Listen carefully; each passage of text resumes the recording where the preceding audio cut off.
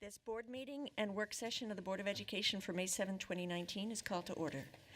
For tonight's meeting, any item that will be voted on this evening has been posted as required by state law. This meeting is being televised live and will be replayed throughout the next 2 weeks. Please check the board website for replay times. This meeting is also being streamed live on our PPS TV Services website. Student Representative Paisler is absent this evening due to his attendance at the Family Equity Council meeting at Cleveland High School this evening. And I just want to point out, this was originally scheduled as a work session rather than a regular board meeting. So we will be doing public comment at the end rather than at the beginning. And it will be 6 slots, 2 minutes apiece, which is our norm for work sessions. And if you're interested in taking one of those public comment slots, you can come down here and sign up now. With Roseanne. With Roseanne. Okay, so we're going to leap right in. And I should also say we have brand new microphones this evening. And we are now having to push the button for the microphone to work. So forgive us if we forget and we start talking into dead air. So just be kind. Okay, so we're going to start the meeting with Teacher and School Administrator Appreciation Week.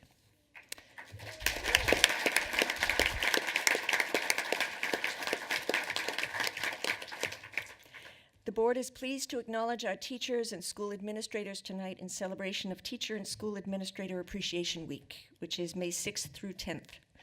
We are very fortunate to have a school district that is rich with talented and dedicated teachers and administrators. On behalf of the board, I want to thank them for the work you do every day. And Superintendent Guerrero, would you like to provide some comments? I would love to. Good evening, directors, and our audience who is here present and viewing at home. The success of any organization is dependent on its talent that works within it, and nowhere is that more true than here in the Portland Public Schools. We are incredibly fortunate to have such talented school leaders and teachers who every day pour their hearts into serving our students. So it's great to pause and on this particular week recognize all of you for your commitment. And so we're going to spend some time doing exactly that. And to kick us off, I'd like to invite our Chief of Human Resources Officer, Ms. Sharon Reese, who's going to tell you a little more.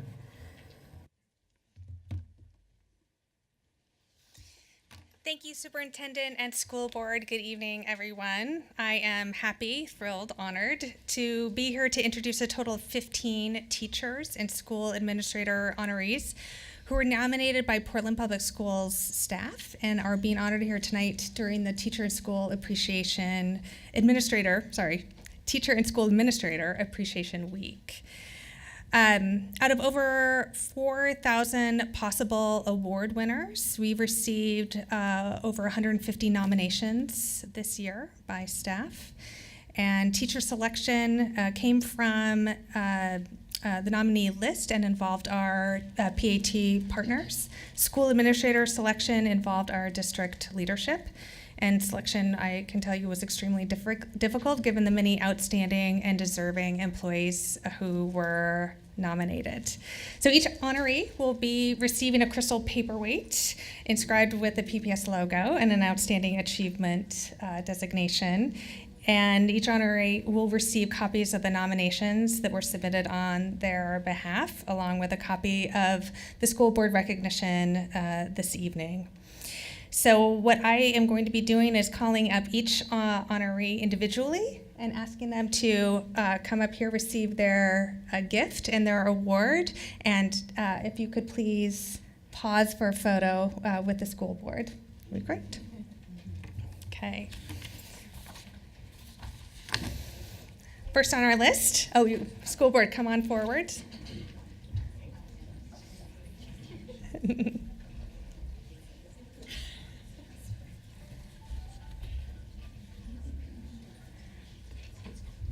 So I'm pleased to call up Kate Allen, social worker from Cleveland High School.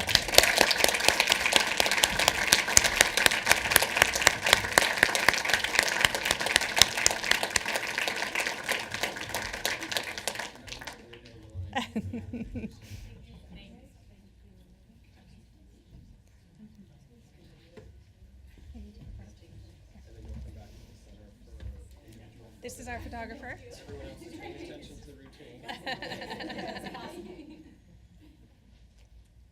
Thank you. Kate Allen, congratulations. Kimberly Anderson, school climate specialist at Oxford Middle School.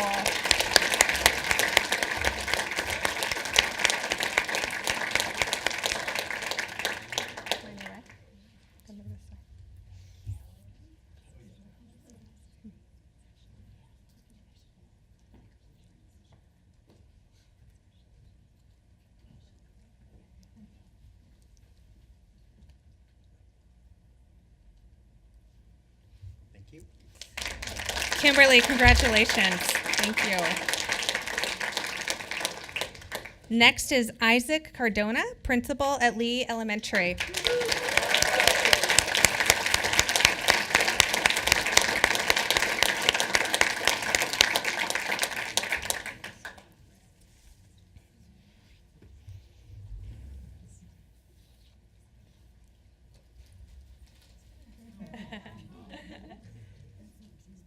Thank you.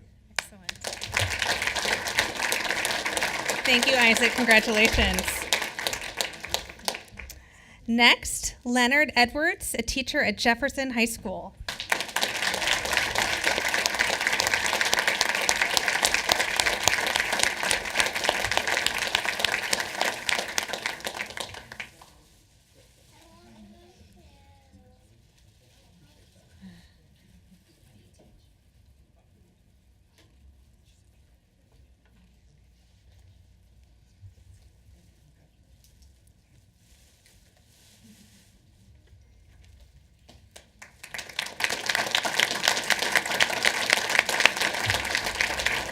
Thank you, Leonard. Congratulations. Next, Lorna Fast Buffalo Horse, principal at Alliance High School at Meek.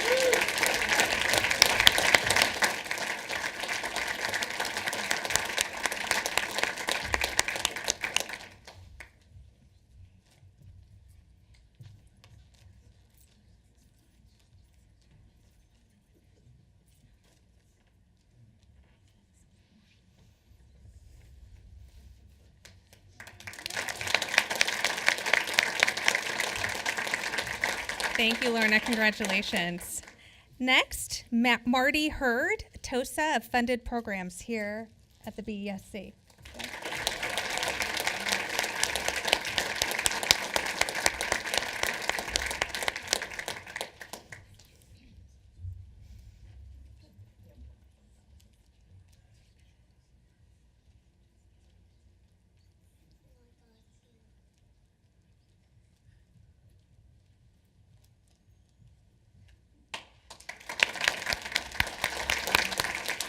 Thank you, Marty. Congratulations. Tony Jamesberry, teacher at Lewis.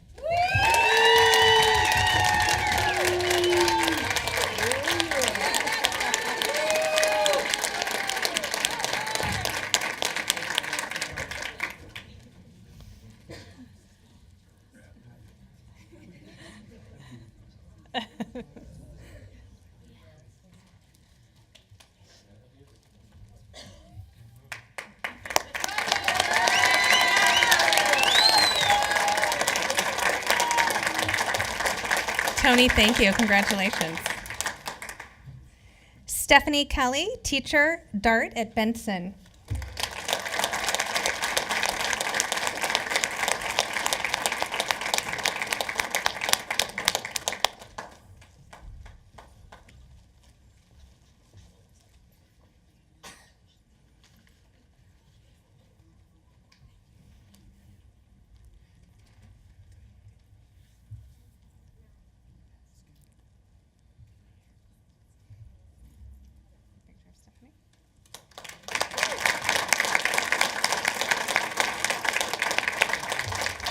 Thank you, Stephanie. Congratulations. Next, Sherry Kinnersley, principal at West Sylvan Middle School.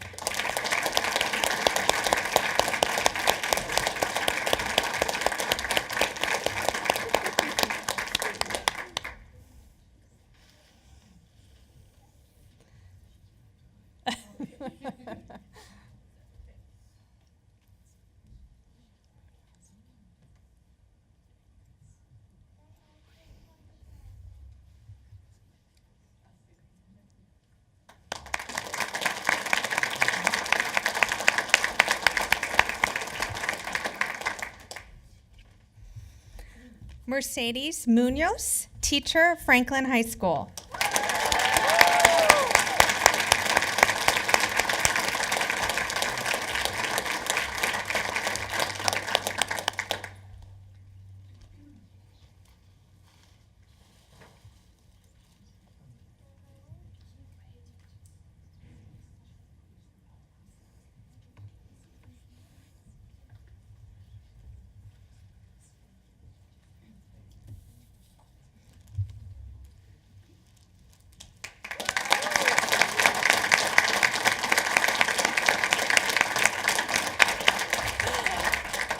Thank you, Mercedes. Julie Palmer, instructional specialist, Franklin High School.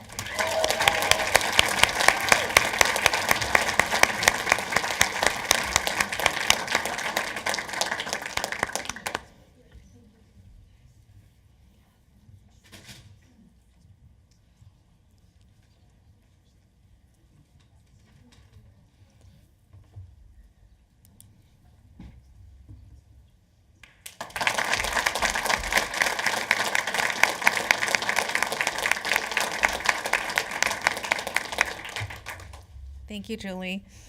Melissa Richmond, teacher, Woodmere Elementary.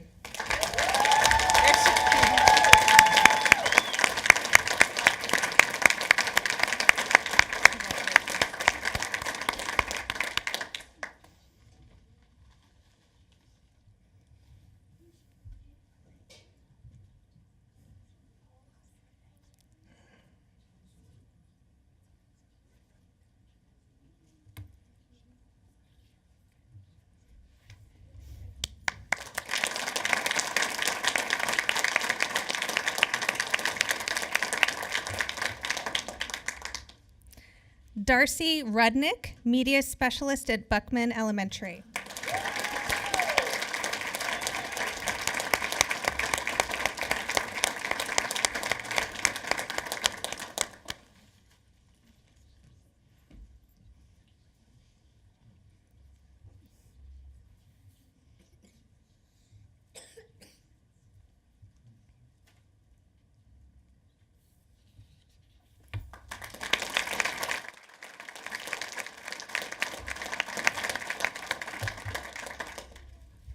Thank you, Darcy.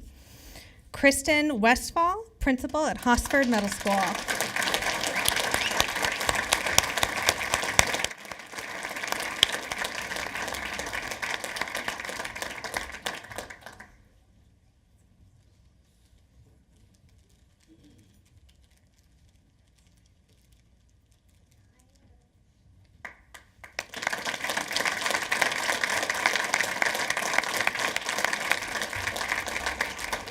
Thank you to Kristen and all our award winners.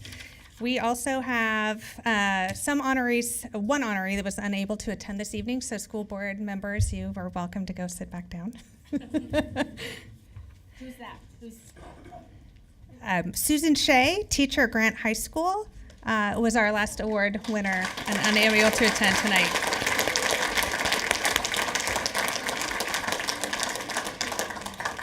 I would like the audience to join me in thanking our honorees for the marvelous work they do each day for the children and families of Portland Public Schools. And I want to thank the families and friends who turned out to show their support for these amazing employees. Thank you.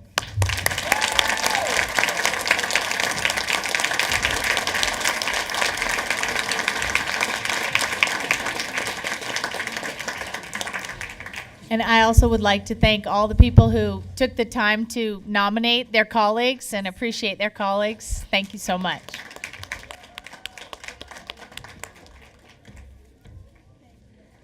Superintendent, if you could read our resolution from the school board.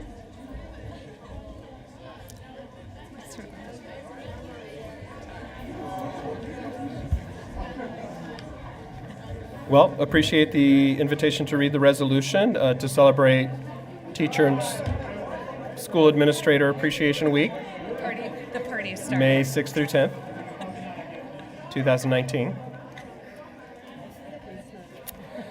With over 3,700 Portland Public School administrators, teachers, and professional educators, through their expertise and passion, prepare the nearly 50,000 students in Portland Public Schools to succeed in college and career and to become responsible members of our community. The Board of Education acknowledges the daily work of our administrators and teachers and their commitment to excellence in education for all students of PPS. Every day, PPS administrators and teachers challenge students through engaging and rigorous curriculum and instruction that are relevant to their lives, spark their interests, and help them to reach their full potential. Every day, administrators and teachers build relationships with students and families to develop teamwork and collaboration that supports active, engaged learners in school and at home. Every day, administrators and teachers collaborate with colleagues to strengthen their teaching practices and to identify and serve each student's individual learning styles and needs. And every day, administrators and teachers reach outside the classroom to build relationships with community partners that create vibrant and productive learning environments. Proposed resolution, the Portland Board of Education declares May 6th through 10th, 2019 Teacher and School Administrator Appreciation Week in recognition and appreciation of the dedicated efforts to ensure the success of students in Portland Public Schools. Hear, hear. Hear, hear. The board will now vote on resolution number 5877, resolution to celebrate Teacher and School Administrator Appreciation Week, May 6th through 10th, 2019. Do I have a motion? So moved. Do I have a second? I'll second. Okay. Okay, we have many moves and many seconds. Director Esparza-Brown moves. Director Brim Edwards seconds the motion to adopt Resolution 5877. Ms. Powell, is there any public comment? No, there isn't. Is there any board discussion? Okay, the board will now vote on Resolution 5877. All in favor, please indicate by saying yes. Yes. All opposed, no. Any abstentions? Resolution 5877 is approved by a vote of 7-0. Okay. The next item is Employee Service Awards. Superintendent Guerrero, would you like to introduce this? Directors, in tonight's board packet, it contains the 2018-19 list of more than 900 Portland Public School employees who are celebrating a 5-year incremental service milestone. The full list is also available to our public on the PPS benefit website. To give you a sense of the range and the scope of our employees' service time, the breakdown of this year's recipients acknowledges 363 employees who have reached their 5-year milestone with the organization. So congratulations for their service in these initial years. And that number, as you might expect, sort of continues as folks have longevity here at PPS and starts to get a little bit smaller. We have 181 employees who are being recognized for 10 years of service in PPS, 145 at the 20-year mark, 32 employees at the 30-year mark. We actually have 8 employees who have 40 years of service in Portland Public Schools, but there is one individual in our organization who is going to be recognized for 45 years in PPS, and that employee's name is Eleanor Jensen, a Boise Elliott school teacher. So we want to thank her and all of our folks for their commitment to PPS. Thank you very much. Human Resources will be sending each and every one of these individuals a service award and a personalized message congratulating them on their accomplishment and thanking them for their service to the district and to the children and youth of Portland.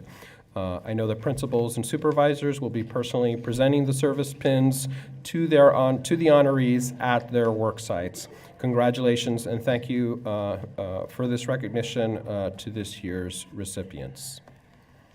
Awesome. And I So- think there's one other. There is one other, and since awardees are supposed to get it at their work site, I'd like to give a 10-year service pin to Roseanne Powell, the board manager.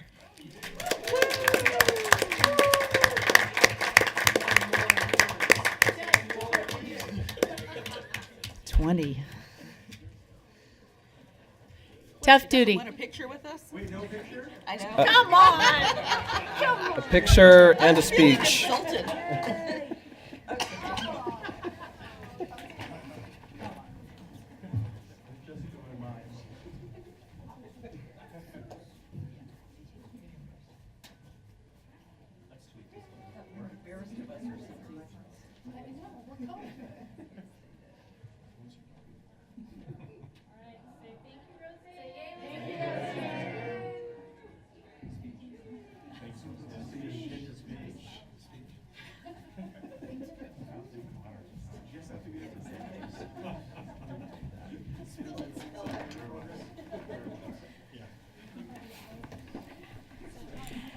There was some sentiment addressed that we might not want Roseanne to give a public speech about her service as board office manager, There's that. but we are deeply grateful for all of your work. Thank you. The story she could tell. Yeah, it's more like that. Okay. Next item is policy first readings and information. And I'd like to ask Director Brim Edwards, who chairs the board's Policy and Governance Committee, to introduce the first reading of the student representative duties and the district student council policy. Thank you. So this evening, we have a revised version of policy 1.20.012 that comes from the Policy and Governance Committee. As people may recall, this was before the board for a potential first reading about a month ago. And there were a number of changes that were recommended, and we decided to send it back to the committee to make some adjustments, which we have done. So we're coming back, I think, with the final first reading. And I'm not really supposed to be the person sharing all this tonight because this policy and the changes in it really have been driven by the student reps for the last 2 years, starting last year with Moses Tran, and then this year with Nick Paisler. And so ideally, Nick was going to be the person presenting the highlights of the first reading under this new policy, but he is right now at Cleveland High School, helping facilitate a discussion at the school. So he sent me something that I'm going to present on his behalf. So here we go. This is, imagine I'm down there. I, Nick Paisler, along with members of the District Student Council, are excited to share with you and summarize the new changes to the student representative policy tonight for first reading. Since January, we've started conversations and met with students, district staff, and worked alongside Director Brim Edwards to craft what we thought would make this policy more robust and better support student voice for Portland Public Schools. After approval through Policy and Governance Committee, here are the highlights of the new policy. Language to make sure the incoming board rep is provided an orientation on board governance and operations. A more robust district student council with representatives from all high schools and alternative high schools. The student representative will present more opportunities for the district student council to advise the Portland Public School Board. The district student council shall receive sufficient funds from the superintendent's office to carry out duties of the district student council. Each district student council representative shall receive 1 elective credit for holding their position throughout the school year. And Nick would like to close by saying thank you to all the PPS students, board members, and staff that were involved in the culmination of this 2-year process. We're excited to see this policy first read this evening.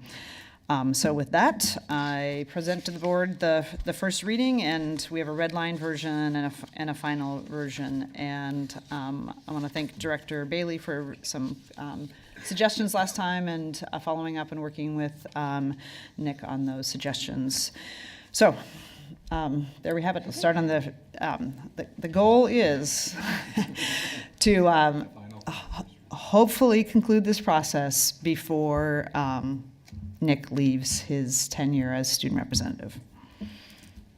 And for those who don't want to labor through the red line version of this, I just want to say that there really are significant changes to this policy from how it has been in the past that change the support that the student reps will get moving forward, but also I think just elevate the respect and regard for the role, which is what we're shooting for as well. And as Julia said, much of the language in these proposed changes was generated by the district student council, so it was a great process and much better outcome. Thanks.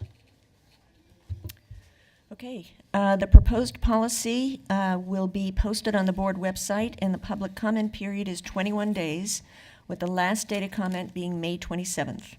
The board will hold a second reading of the policies at the May 28th meeting. Okay. Next item is the budget, the 2019 budget, presentation on non-instructional department expenditures.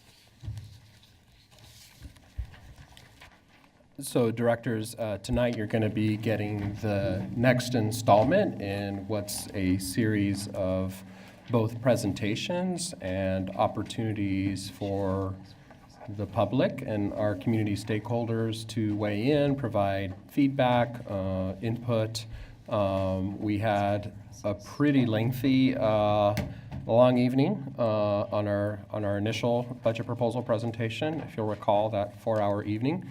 And I want to thank everyone who turned out for our World Cafe style community process at Fabian.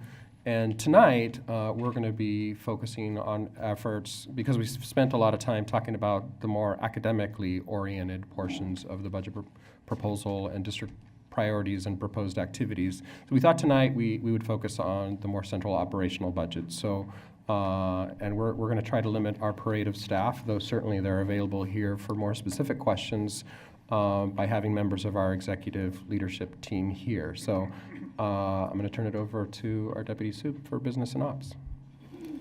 Good evening. I'm Claire Hertz, Deputy Superintendent of Business and Operations. At the last 2 board meetings, you were presented with a broad overview of the district budget and specifics on the proposed investments for the Division of Instruction in School Communities. Tonight, the remainder of the Superintendent's Executive Leadership Team will present our proposed budgets. This includes the programs and services under myself, and followed by the Executive Chief of Staff and Office of General Counsel. And we will close the presentation with a reminder of the next steps in the budget development process. So who has the remote? Here we go. So starting with business and operations, the Biz and Ops team includes all the support services that support the core mission of educating our students. So our services range from transporting kids to and from school safely, providing healthy meals with fresh fruits and vegetables, making sure each staff member is paid on payday, and providing safety and security on all campuses. We have plans for emergency response. We support families in enrollment and transferring to schools. And we provide a clean and warm classroom and make sure all of our computers are providing the instantaneous data we require.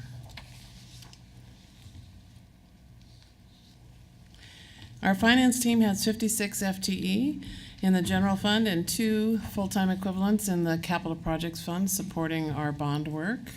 They are responsible for a $1.38 billion budget, and we provide fiscal services both to staff and community and students as well. They do ask us some questions too.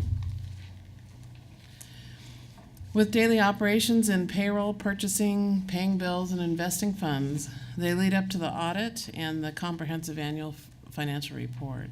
And I will repeat that again this year, we had a CAFR with no findings, which was quite a celebration with our finance team. It was great.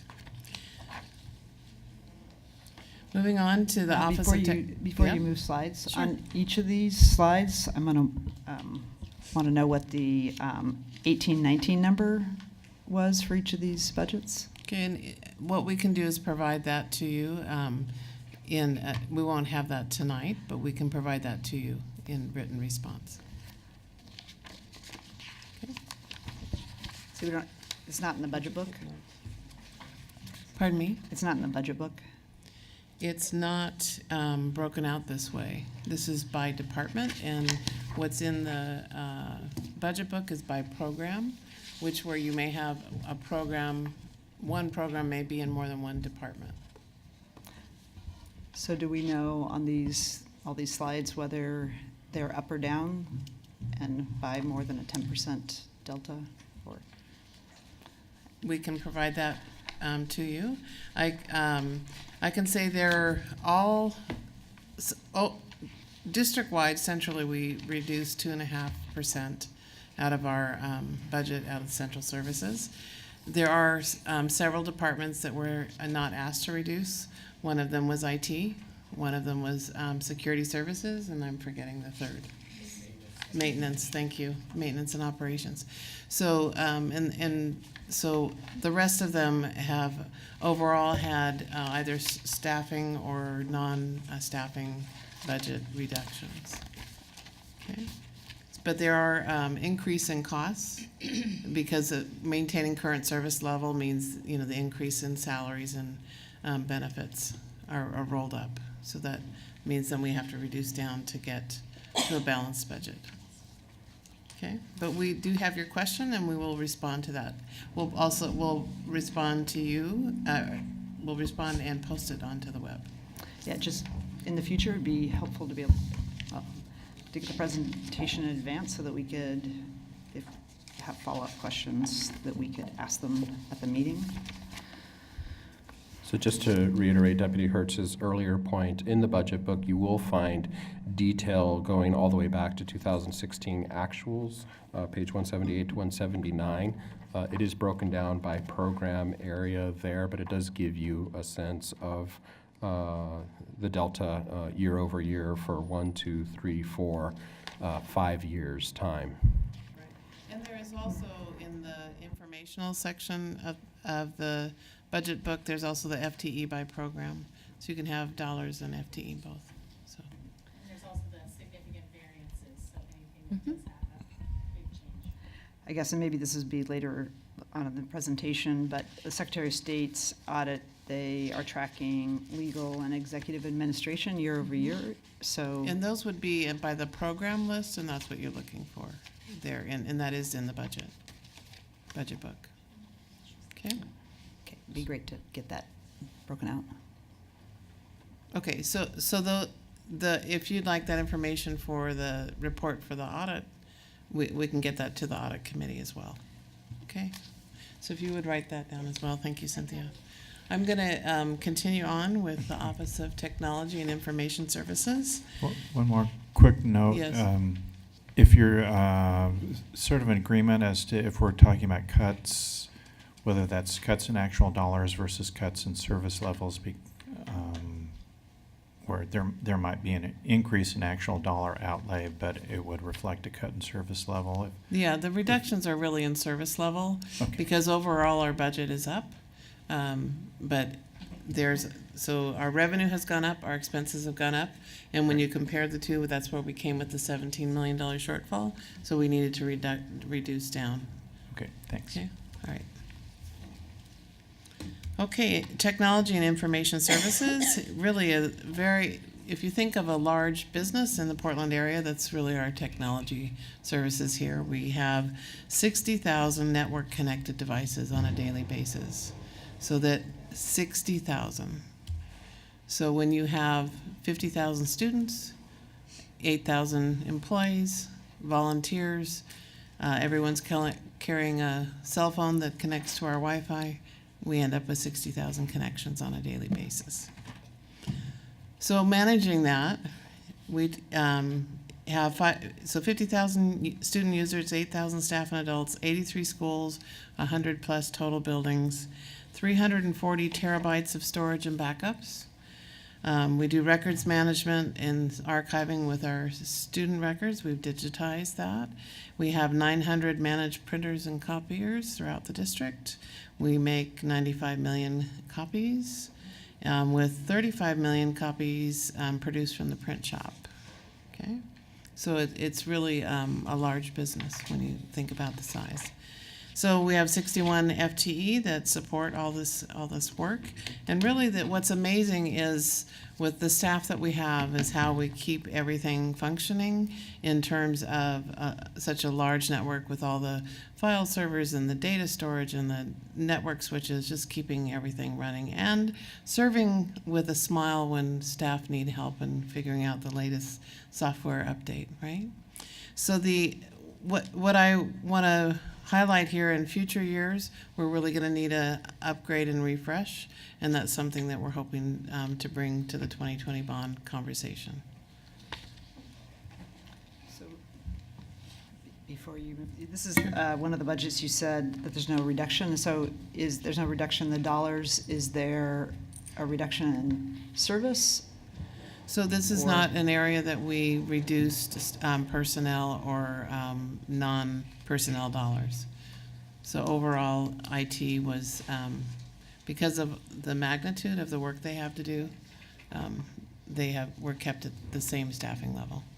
And they had a significant reduction last year. I ought to just mention out loud that the level of staffing for technology has been a real concern of the Community Budget Review Committee. They've been very articulate about that, and I expect we'll hear about it in their report. But it's good to hear that at least it's not being cut. Thank you. Okay. Moving on to the operations department, starting with our custodial and maintenance department, they maintain over 9 million square feet, 104 properties, 266 buildings, and 3,000 classrooms. They respond to 15,000 work orders annually, and average 66 in a day, and have 11 emergency work orders per day. Okay. We've been interjecting, but do we want to save substantive questions till the end of the presentation or hit them by department? We actually, as before, every number of slides have a number of intermissions to take your questions. I mean, we'll, whatever pleases the board, but we've built those into the presentation as well. So my preference is to do it, since we didn't get the presentation in advance, while we're going through it, just so we don't have to go back. So I have a question about the operations department and specifically custodial. So do we apply our equity formula to custodial services? No. Because I was having a hard time making sense of the staffing allocations for custodial services because they don't correspond with the number of students in the building when you look at high schools. No. So what is it that makes up for the huge variance that we see? So, for instance, high schools have a lot more nighttime activities, so that requires more staff to run a high school in terms of custodial, because there's not only cleaning up from the daytime, but cleaning up from all the nighttime activities, and they even run into the weekends. And the certainly the age of the building, the style and how the building was built will certainly determine differences in custodial staffing. So, because I would like to drill down into the staffing allocations by high school building, and I don't know if now is the time or I can submit it through our Google Doc and maybe get a more thorough response. But we have, staffing. For example, Jeff has 9.45 FTE for 675 students, and then you see Lincoln and Cleveland with less FTE for fully twice as many students, more than twice as many students. And a lot of the allocation is by square footage for custodians. Certainly, students are a component of it, but the square footage and the size and the age of the building, all those things are added into the allocation for custodians. But if you want to submit a specific question, then we can respond to that. Yeah, and I would like to learn more about what standards and guidelines you're using, because generally, I think I'm going to need to advocate for more FTE for our larger comprehensive high schools, because we know it's totally insufficient. And it also, there's just so much variation here. So we have added $750,000 to the custodial maintenance budget, and they're still determining what specific positions they're adding. Okay. So it's partly being driven by requests from our building teams and our custodial teams? Well, it is certainly, one of the things that we're looking at is the number of work orders and how long it's taking to complete them. That's good. I know our HVAC area and our pipe fitters is probably the area that we have right now the biggest backlog of work orders, so that's something that we're considering. But pipe fitters are also, we're having trouble filling the positions we have, so we're ending up having to contract out. Okay. Okay. Okay, I'll submit some questions. Okay. You know, if I may, Amy brought up an interesting question, though, about the equity allocation. So in my drives around and looking at schools, sometimes I do notice that our Title I schools look particularly run down and, overgrown lawns and some weeds, and wondering if we couldn't consider that. I think it's even more important, in some of the areas that serve underserved populations, that the schools look very inviting and tidy. I mean, I don't Sure. like to see the differences that are just visible by neighborhood. So wondering what we can do about, The staffing is very limited. I will be really quite frank about that. Both the maintenance and the custodial staffing is at a limited basis. And it is, I get that. it is very difficult for us to maintain what we have in terms of buildings with the staffing we I get that, but I'm have. not sure why it's visible, even just to, driving by schools. There's a distinct difference. Okay, I'll ask staff to consider that. Yeah, thank you. Painting on the doors, I mean, Yeah, just small stuff. there's just, and really it's weeds and lawn, and there's just a distinct difference. I think they're all bad.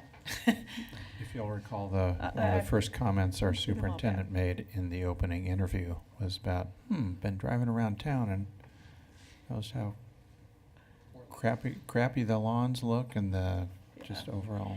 The 3-foot-5 weeds. Okay, well, I'm noticing that they're even worse in some of the Title I schools. I'll so, share that with staff. thanks. Thank you. Yeah, and I know they work hard. So. I'm moving on now to project management, and we manage construction projects across the district. These are outside of the bond fund, so these are funded from other sources of funds. They maintain project design guidelines, they monitor energy usage and set goals there for savings. They also just opened the 2 middle schools this year, Harriet Tubman and Roseway Heights. So they do some substantial projects for our district. Moving on to planning and asset management, this area supports our land use and building permits. All the projects that we do in our schools require a lot of work with the city and getting them through the city processes. They support planning and transportation through a GIS, Geographic Information System modeling. And they support classroom and building moves and the civic use of buildings with 7,000 permits annually. And they're currently underway with a facility condition assessment that you'll be receiving at later this summer, as well as a transportation plan update that has to go to the Oregon Department of Ed in terms of where students walk and where they ride their bus to school. Also, the Office of School Modernization has large projects going with Kellogg, Madison, Lincoln, and Benson. And the health and safety projects are being completed across the district that include seismic upgrades, roof replacements, water fixture, piping replacement, security upgrades.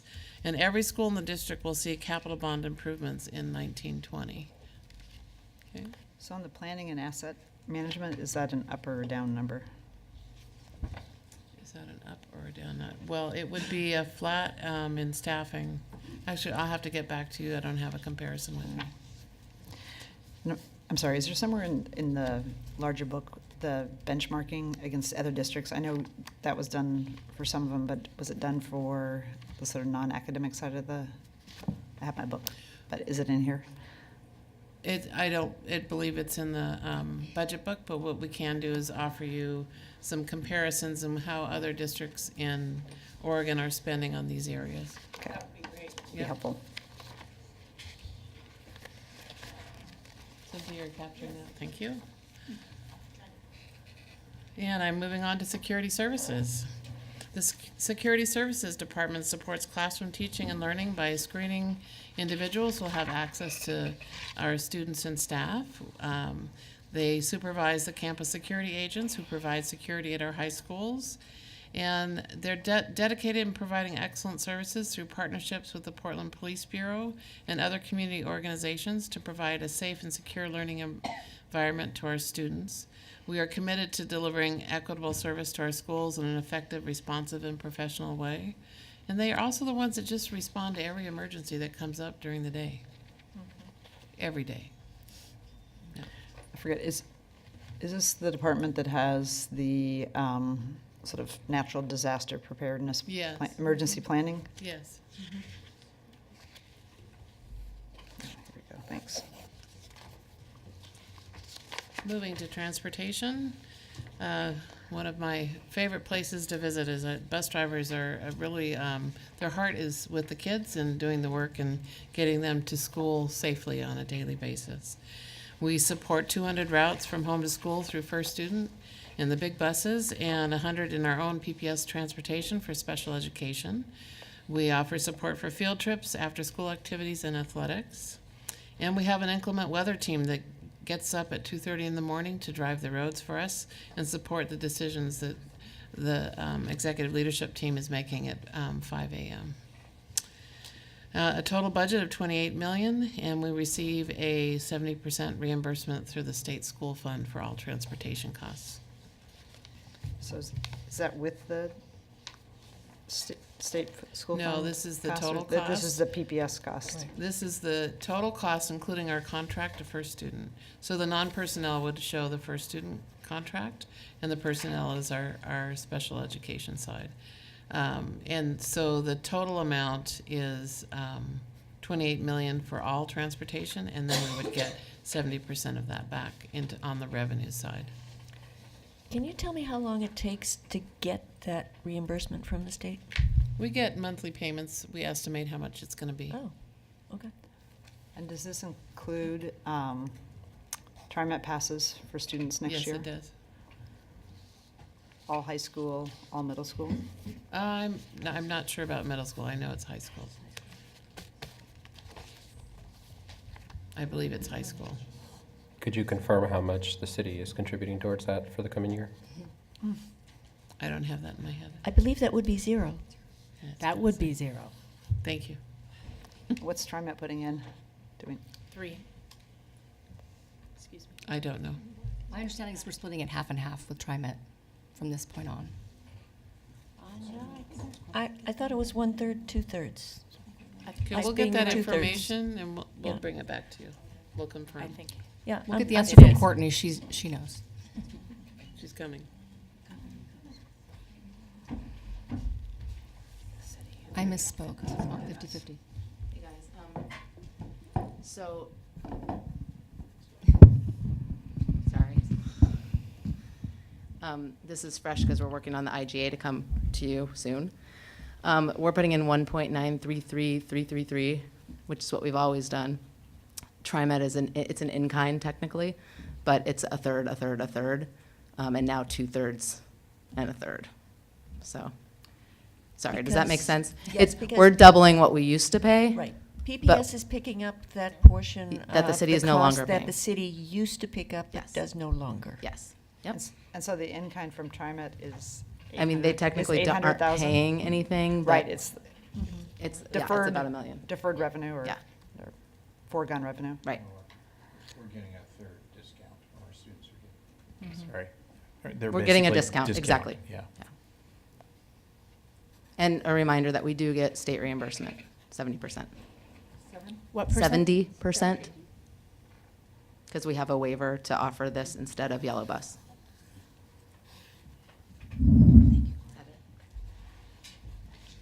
Okay, moving on to enrollment and transfer. The Enrollment and Transfer Office supports our families in enrolling students in schools, as well as offering support and transfers to educational options and students transferring into our district and students transferring out of our district. A total of 9 FTE at $1.7 million. Except for the, maybe I'm missing it, but the numbers don't add up. You're right, they don't. We'll have to give you correct numbers.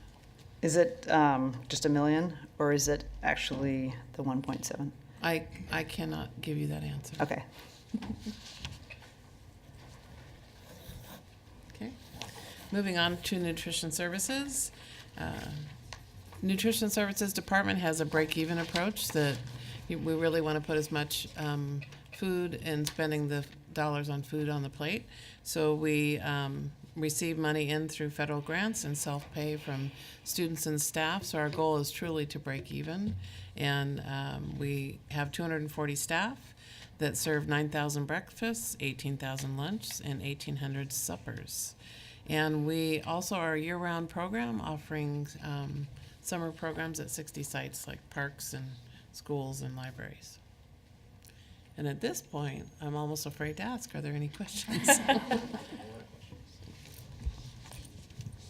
On nutrition services, specifically in years past, or the last 2 years, we have been hearing a great deal of anxiety from nutrition services about their growing deficit. We're no longer able to go after what we're owed. Do we know where we stand on that this year?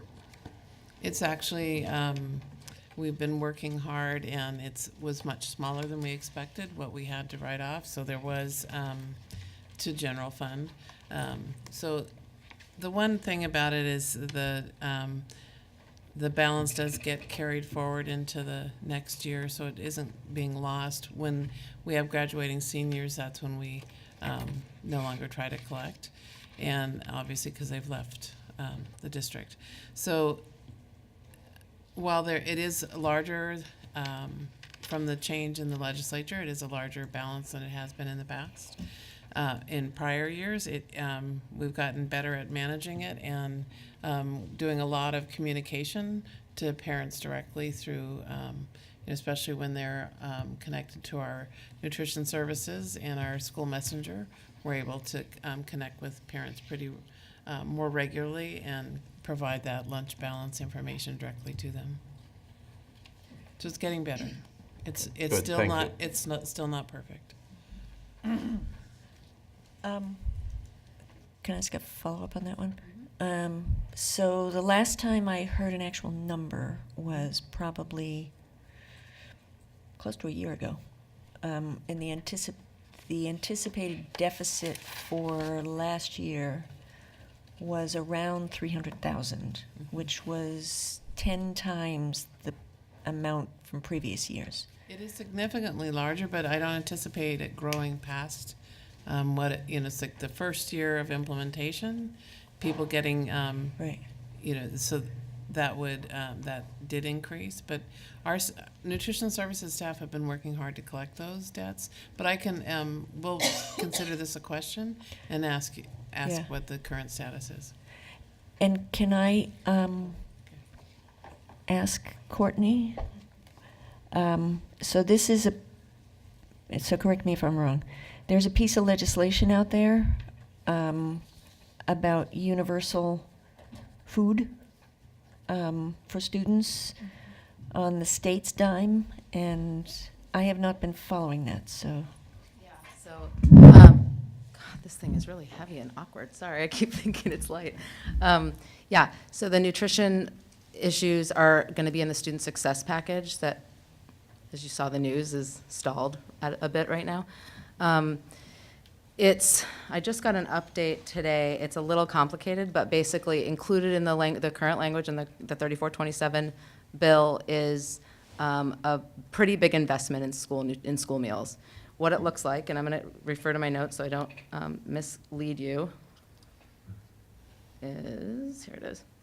So the investment is $41.6 million a year, increasing access to school meals by expanding CEP, the Community Eligibility Program, and then also adjusting the reimbursement rate for up to 90%. And then the other piece is increasing the poverty threshold to 300% for those non-CEP schools. So we're looking at a pretty big expansion. Wouldn't hit every school, but I'm told it would be the most, I think the biggest sort of investment in any state in the country. Oh, So it's a big deal. But it also wouldn't take effect in this budget year. Right. Right. And okay, it's not going to, So it's not going to impact this year's budget, so. Right. Okay. But still so good news that it it's- could more than double the number of schools with universal school meals, so CEP.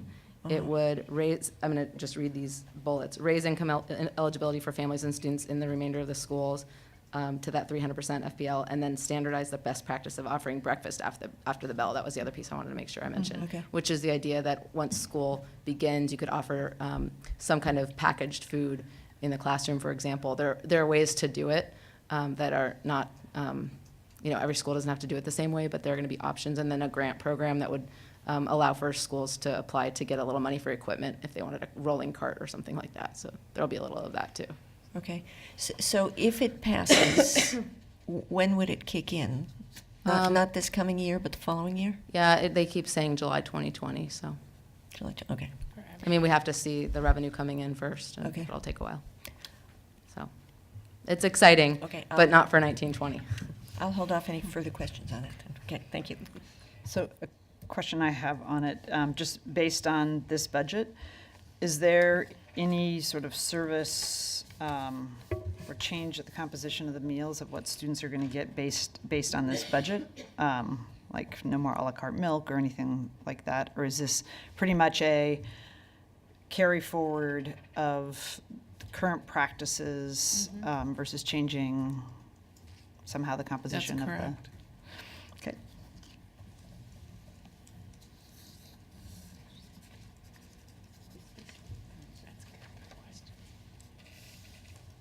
Okay, at this point, I'm going to turn it over to Executive Chief of Staff, Stephanie Soden. Good evening, Stephanie Soden. So I think this photo was chosen to represent the fact that at PPS we are always running, but we are running a marathon, not a sprint, so bear with us as we work hard to move our work forward. That's the best I could do, Guadalupe. So the Executive Chief of Staff team is represented here. We describe ourselves as the outward-facing team of the central office. Our mission is to provide exemplary customer services to our students and families, educators and administrators, business, government, and community partners, and our employees. Each of these functions have their own budget detail in the following slides, but there's a small remainder that falls directly under the Executive Chief of Staff. We are a team of 3. The Director of Government Relations, Courtney Wessling, you just talked to. The Complaints Coordinator, who also serves as a confidential executive assistant to me, and then me.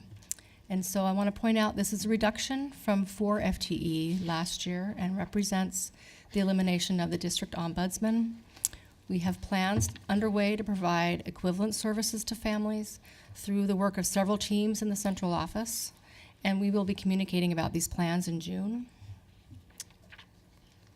So the first budget you are most familiar with, the Board of Education budget. It includes 4 FTE including 2 new positions, the district internal auditors. This year's board office budget is focused on your commitment to improved student achievement through strong and effective school board governance. The majority of the board office budget continues to be personnel costs. The focus of this team is to provide staff support to the board in order to work towards alignment with the district's vision and strategic plan. This budget prioritizes professional development for board members to gain a better understanding of how to measure district progress through data and metrics. This will be accomplished through full board training with the Council of Great City Schools and through the Oregon School Boards Association. I want to note that in a previous presentation on this budget, we received a request that memberships to those 2 associations be split with the superintendent's office. So this slide does not yet reflect that split, but the adopted budget will. So we have noted that change. We will note that change, it's just not on the slide. So next is the Office of the Superintendent, which includes 3 FTE, which is the superintendent, obviously, the senior equity, senior advisor on racial equity and social justice, and of course, the wonderful Cheryl Pittman. There are a list of priorities that would be set aside to be covered by the non-personal side of the budget. So publishing and communicating the newly developed vision, developing and operationalizing the new 3 to 5 year strategic plan, continuing to institutionalize the racial equity and social justice work across the district, targeted investments for schools or departments as needs arise, careful planning to evolve middle grades redesign planning to offer equitable access to programming, and then discretionary dollars to address operational challenges as needed. So I think I asked at a previous meeting, I'd like to see the line item of that budget and also the revised line item of the board office budget since the last time we saw it, with a year-over-year comparison. Okay, Thanks. we can do that. Sorry. So next I'll focus on the communications department. You heard a brief overview on April 23rd. But just remind you that the department's responsible for PPS's brand, messaging, and identity, creative and multimedia services, media outreach and content, both owned and earned, and a communication strategy for both internal and external audiences. The team also manages the functions of public records fulfillment as well as language access services. There are no new investments proposed, and the team is focusing on leveraging resources to accelerate outcomes. They're in the midst of implementing a new team structure that'll enable us to be responsive to school communities, our public, and the news media with timely, accurate info. It will also allow us to remain focused on proactive storytelling and content development, because there's a lot of good stories to tell these days. The department will also focus on improving multicultural communications and delivering relevant, approachable content to those we serve. We look at improving communication channels, messaging, and reach. The team's adopting a more project management approach to how we provide services and support for central office departments and schools. And this will bring efficiency and consistency to our messaging and brand representation. So one major project the team will be working on this year is an overhaul of the content of the district's website. You can cheer now. Can I ask about that? Yes. Can you give us any sense of the cost of redesigning the website?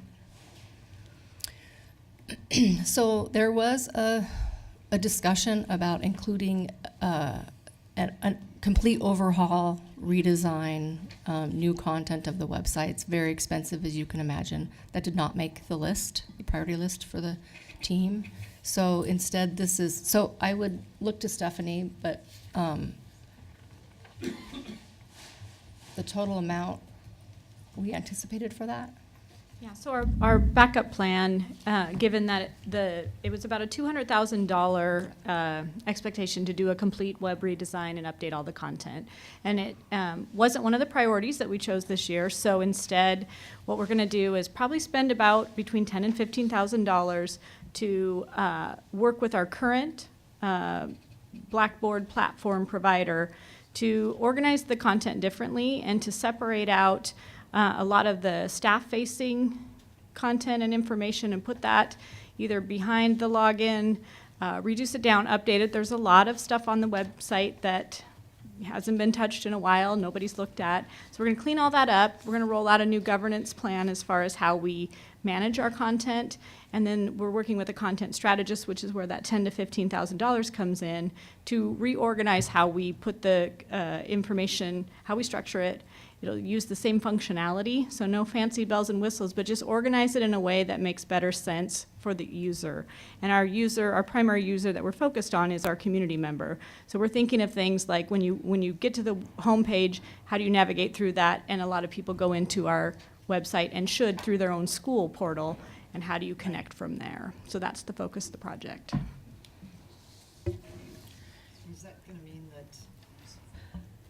that can we alter the content here, or do we still have the system where somebody remotely has to alter the content? So we have access to alter our content here, and a little bit even some of the functionality within the framework of the platform. But major web redesign requires either a web developer and the platform and some cost. So we're going to do as little of that as possible. But to just like load up basic documents, that's... Oh yeah, we can do all that here, and multiple users can do that.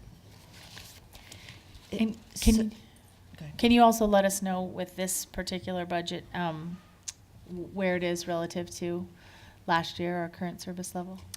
To compare it to last year, we did have a change where we will spend $30,000 less of what will go to the engagement team budget with our FTE that went to our Chief Engagement Officer, to Jonathan Garcia. So that portion is shifted over, and then we've also recoded some of the expenses that are probably rightfully coded to communications but had existed in other departments. So the payment for the web platform is now coded to communications, so it looks like an increase, but it came from another department. It's just a recoding. And the same thing for some mailer pieces that we did to update the community on where we are with bond projects. And that will come out of the communications department. And then we did a 2.5% reduction in our non-personnel costs. And then what about contracted services? Are they in here? All contracted services are in here. And we will have our contract, for example, with David Roy, our communications consultant that has been backfilling vacancy positions, is not included in here because we expect to have those positions filled. Okay. Can you talk a little more on what does focus on multicultural communication mean? Is that mostly print, like through translation, or how about I forgot to turn this on, sorry. Can you talk a little more about the focus on multicultural communications? And I'm wondering if that's mostly print communications, if there's oral in there, so just what does that mean exactly? It's mostly in the way of a position that will be focused on a couple things, on helping us establish the right channels to reach those communities that we know we don't reach regularly with what we're currently doing. It will also involve some metrics and measurements and figuring out, are we reaching them, and are we using effective messaging? And between those systems and those metrics, there's a strategy piece to this, and this person will help us engage with all of our experts here in the district office, our community partners, and anybody else who's a resource for us to make sure that we're packaging our messaging up in the most appropriate way to reach our multicultural communities. Okay, so it's one position that will kind of reach out to the languages and the communities. Yeah, it's a rework of a current position to give a different focus. Okay, thank you. Are there, I guess, performance outcomes for the web?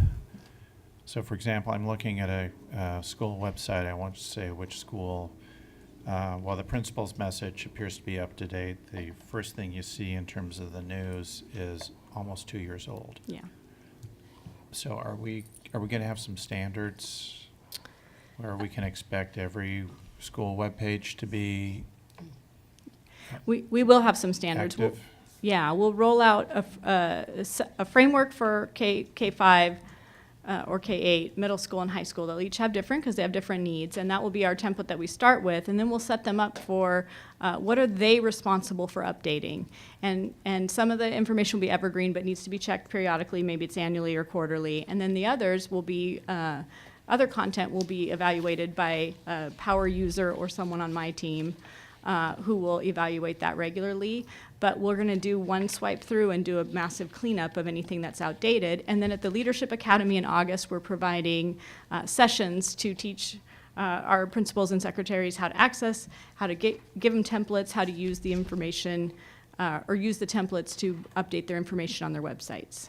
So in terms of stories, is the responsibility primarily on that school staff to populate that? We take the lead on the storytelling, but we want to build that capacity with our schools, and we want them to get comfortable highlighting the great things that are happening so that we can also then repost those or leverage them. So we're kind of trying to come at it from two ways, but right now I think the storytelling component mostly is housed with my team right now. Okay, thanks. And just because I need to be able to answer this question to the community, the 17.5 communications, can you just break that down into just general chunks of what those teams are? 4.5 of those FTE are language access, translation, interpretation services reps. And then there's 3 additional FTE on the language access team who manage our requests for translation interpretation services. And then we have a creative services FTE and a web content social media staff writer, so that's 2 more. We currently staff the reception desk, that's our FTE. We'll have an administrative assistant, and if it's the last thing I do, a public information officer who will be joining our team hopefully here in the next few weeks, a director of communications, 2 multimedia services positions, a project manager, and a public records fulfillment, and yours truly. Sorry, what was the difference between the first 2? You said the 4.5 and the 3. So One's... Yeah, the 4.5 are located in our schools, and we have 1 for each represented language. We have a full-time employee, but we fund 0.5 Russian language interpreter, and then the other 0.5 is funded from our DLI program. But they're in the schools, and then our 3 FTE in the BESC here handle all the other contracts and the requests that come in through either schools or the district office. And the translation. Language access, yes. So the ones in the schools, they rove from They're as based out. needed? They're based out of.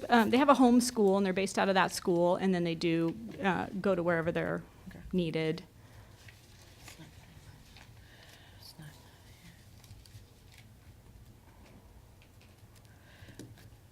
Okay, I'm going to ask a question, and it's actually, I'm going to make a plea, Okay. and it's in the weeds, but this may be the only time I get a chance to say this, so I'm going to say it. So whatever we do on the web, on our website, can we ensure that any existing links to information and documents will remain live?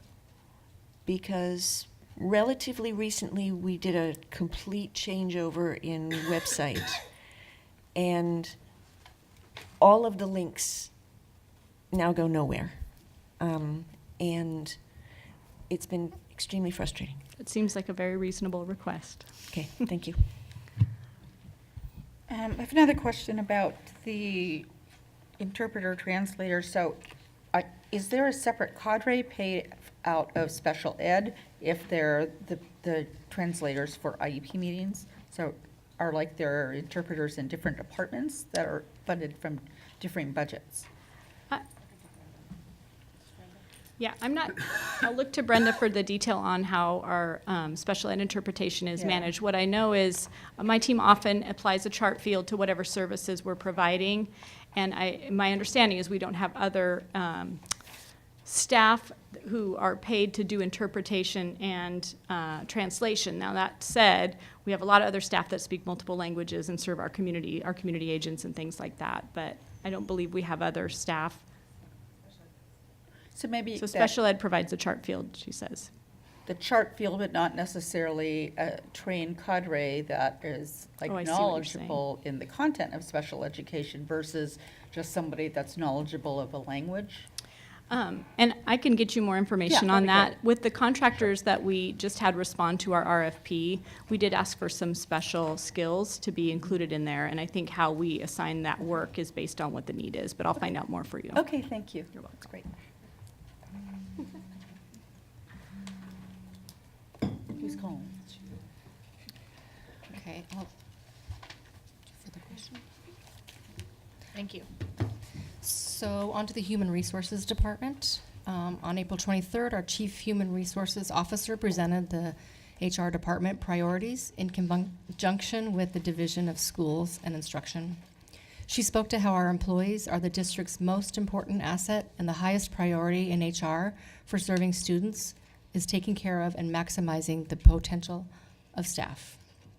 So this means HR's priorities must be: 1, meeting our legal, contractual, and other obligations effectively, efficiently, and without creating distractions from serving students. And number 2, focusing on the advancement of our human capital. HR is staffed with 41 full-time employees, and as was presented on April 23rd, we are not increasing the HR staffing or budget. Instead, we are focusing on thoughtful investments. So with the limited financial resources, we are making some key investments in internal communications and improved HR service delivery, and setting up improved systems of employee feedback and addressing employee absence management, including our relatively complex leaves offerings and administration and disability accommodations. You'll notice in your budget books the cost of our substitute labor, which is budgeted separate as a school-related program. Next year, that budgeted amount is $13.4 million. The substitute office administrative costs and staff, which is 2 employees out of that 41 FTE, those are absorbed in the HR budget represented on this slide.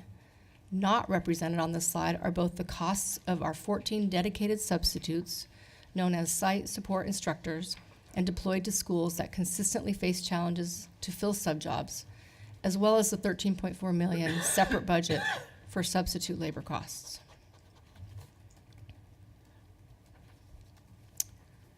On to engagement. Earlier this calendar year, we transitioned the responsibilities of student, family, and community engagement under a new Chief Engagement Officer position.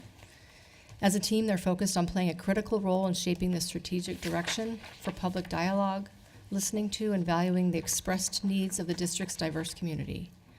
The team is in process of designing authentic community engagement processes, systems, and structures that allow for input in district decision-making and policy changes. We're committed to strengthening the district's capacity to build relational trust through authentic partnership with students, families, and our broader community, because we recognize these collaborations have the potential of maximizing student outcomes. Of course, we expect all employees to prioritize meaningful engagement with our students, families, and school communities. And this team is responsible for working closely with these internal departments and with district administrators to build their capacity for effective and authentic engagement. Oh, yep. Before you move on from that one, so I'm noticing that there's only $30,000 in non-personnel costs. Yes. So when we have some sort of community event and we provide childcare or food or something like that, is that in the 30,000 or is it somewhere else? It is for most events. We are trying to get disciplined in our project management and project planning. So, for example, if there's a large initiative that's going to occur district-wide that's going to have an engagement component, we would want that project to include budgeting for it. That's not the case for most projects. So we have a very limited budget for community engagement, and it goes very quickly. Just the translation and interpretation costs alone can be very expensive for one event. So oftentimes those costs are on a case-by-case basis as requested by the Office of the Superintendent. They're covered. Yeah, it seems like just from a budget management standpoint, it'd be better to have those costs, just for terms of transparency, to be able to understand that it sounds like you're moving to that, but travel with it versus having different pots of money around that people are tin cupping or, trying to find the resources. But also just from a budget management standpoint, it's hard to effectively use your resources if they're just dispersed all over across budgets. I think CEO Jonathan Garcia just said a silent amen. We've continued having this conversation around, if we're going to do this, to an excellent level, then we should resource it adequately, because we do want to make sure these engagement activities are actually supported adequately. And I want to be clear, if we ask, like, for example, the boundary enrollment process, that contract has engagement included in it. We would anticipate that Jonathan's team lead that, not someone else. So other budgets would fund it, but they would deploy his team, the true experts in community engagement. So hopefully we would be tracking that very closely, but your So point just is along that taken. same line in all these, is travel are all the non-wage expenses married in these budgets as well, or does it exist somewhere else? This is their total non-personnel, so travel is included. So for all these budgets? Correct.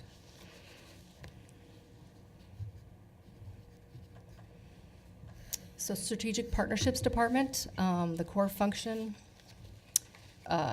it's responsible for building and accelerating the identification, cultivation, and strengthening of strategic relationships with those leaders, organizations, and businesses who will serve as funding partners in a citywide movement to create a world-class public education system.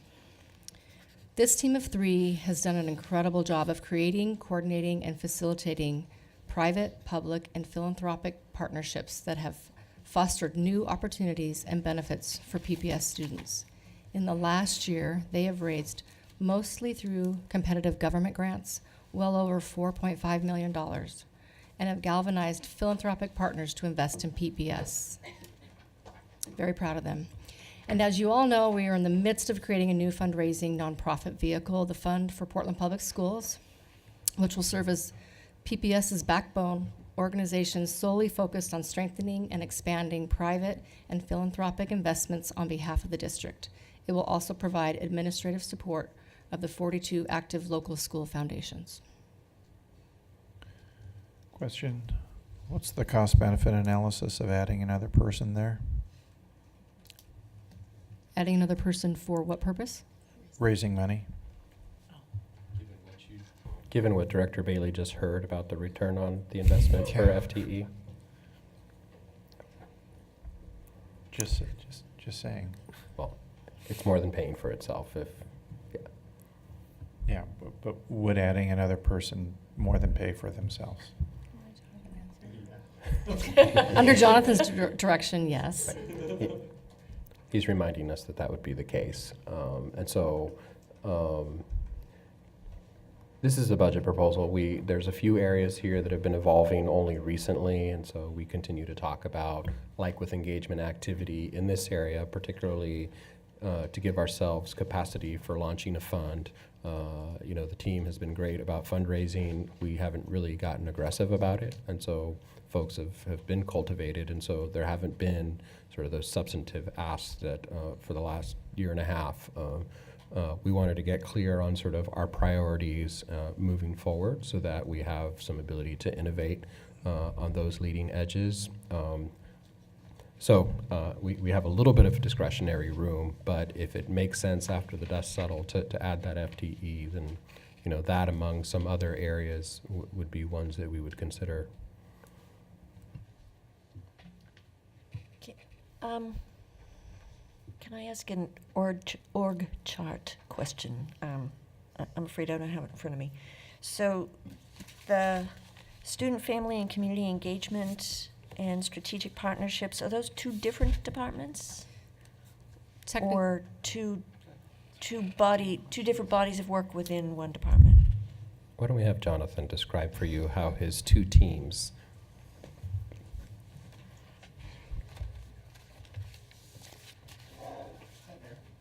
Is this on? All right. Yeah, so the Department of Strategic Partnerships, Engagement and Strategic Partnerships, obviously is managed by me. And then, so what I wanted to share there is two different distinct work strands, if you will. One, again, focus on the philanthropic investments of the district, and the other one really focus on our engagement efforts. So on our engagement efforts, we have 4 FTEs that are fully dedicated to engagement. We have 2 kind of community-wide engagement managers. We'll be hiring a student engagement manager focused on student voice, and then overseeing them will be the director of community engagement. And again, we'll be hiring that position here soon. And then on the fundraising side, we have 3 FTEs, one focus on really the minor to, so investments ranging from, as small as $10,000 to close to $1 million. And then, so that's our corporate and foundation relations associate. Then we have a person responsible for stewardship and donor relations, and this person is really focused on the multi-year dollar investments, a lot of the competitive government grants, as well as investments or requests for investments from the foundation community. And then the other person is our school partnerships manager that is really working on supporting our efforts to provide great customer service to our local school foundations, our 42 active school foundations, but in addition, really focused on fundraising to support our Title I schools, our CSI, TSI schools. And so as an example, that person this year, really focused their attention on Lent as an example, and raised, a lot of philanthropic dollars, brought in volunteer opportunities. So this person's really leveraging, smaller dollars, if you will, but really leveraging volunteer opportunities that support, again, some of our historically, marginalized communities, and really bringing attention to their needs, and really providing that additional support. So that's what the team is focused on. And as we move forward for next year, the school partnerships person, as an example, will be doing a soft launch of an Adopt a School program. And so really, again, how do we galvanize the business community to rally around obviously the entire district, but then in particular, some of the school communities that are usually not in the picture because they're deep on the east side or far away that the business community isn't accessing. So really want to make sure that the attention is focused on those school communities. And so do the 2 FTE for the transactional work of the schools foundations live in the finance department? The gift processing and all that? So the gift processing as it functions right now is mostly obviously operated through All Hands Raised. They have about an FTE that supports that work. On our end, we have an accounting analyst, and then your director of budgeting, Tracy Pinder. Is that her title? Finance. They're the ones that meet monthly with All Hands Raised to discuss the transactions. So in the future, as we move solely to PPS managing, we will need to add support to the finance staff. And it will, certainly the position will report to finance, but certainly, work very closely with the engagement staff and the strategic partnership staff. So I think this is something we should really watch closely going forward. I think there's potential for us to be providing support to the schools that are already actively raising money. So in some ways, we're providing support for the 42 schools that have schools foundations. And it sounds like there's plans to help it more in a one-off way. And I just think we should be careful that we're not dedicating future FTE solely for those schools that already have foundations, because they already have a natural privilege and benefit. And then how do the schools that don't have foundations get an equitable level of support? Definitely. Because I think it could very easily be we're going to continue doing what All Hands Raised has done, and those schools that have something are getting support, and those that don't. Definitely. I mean, so I think there there's two strands to that. So there's the operational, transactional pieces of, donor, gift, writing a letter, a thank you letter, those processes, processing gifts. And so, but then on the other side, I like to say that my team truly leads with race and truly leads through a racial equity and social justice lens. And so as we have our weekly conversations, as an example, we are always thinking about, who are we supporting, truly supporting in raising or bringing in those relationships. So again, as I think about our school partnerships manager, they're really focused on supporting the Lents and the Wrigglers and the Beaumonts and the schools that, again, have historically either don't have strong fundraising PTAs, don't have LSFs, and where, frankly, the business community isn't looking to be at. And so again, there's a number of examples throughout the year where I can point to, our efforts have been really tailored at supporting the school communities that have historically not been supported or don't have the capacity or the capacity to raise those type of dollars. And I do want to call out. Oh yeah, turning on. For example, your work at Lent, I know has been it really turned the school around. So I'm excited for your, these approaches going forward because we have a lot of work to do, but the work you're doing is really apparent. Yeah. So it's been great. Yeah, thank you. So here's a great example of how the senior leadership team is really coordinating, collaborating. What Jonathan's team focuses on is what Chief of Schools, Craig Cuellar, tells us are the schools that need focusing. So we're not doing what we think is right. We're working directly in conjunction with the instructional side, who's working on school improvement. And that was all strategy and a reason behind that, because we knew we were going to give Lent support in various areas, including this. So it's really exciting to see what happens when we all are together. Doesn't it? It is. It's really exciting. So just an example, just because it was this Saturday, past Saturday, a member of Jonathan's team, Robin Ferrone, who I want to give a shout out, she organized over 300 volunteers to be at Lent, and I was there with them. So thanks to Big Brothers Big Sisters, Urban League, Comcast Cares, who was the host of the whole event. They were there to take on a whole punch list of items to support the school. There's been a lot of work this year to really put an emphasis on providing some more white glove attention.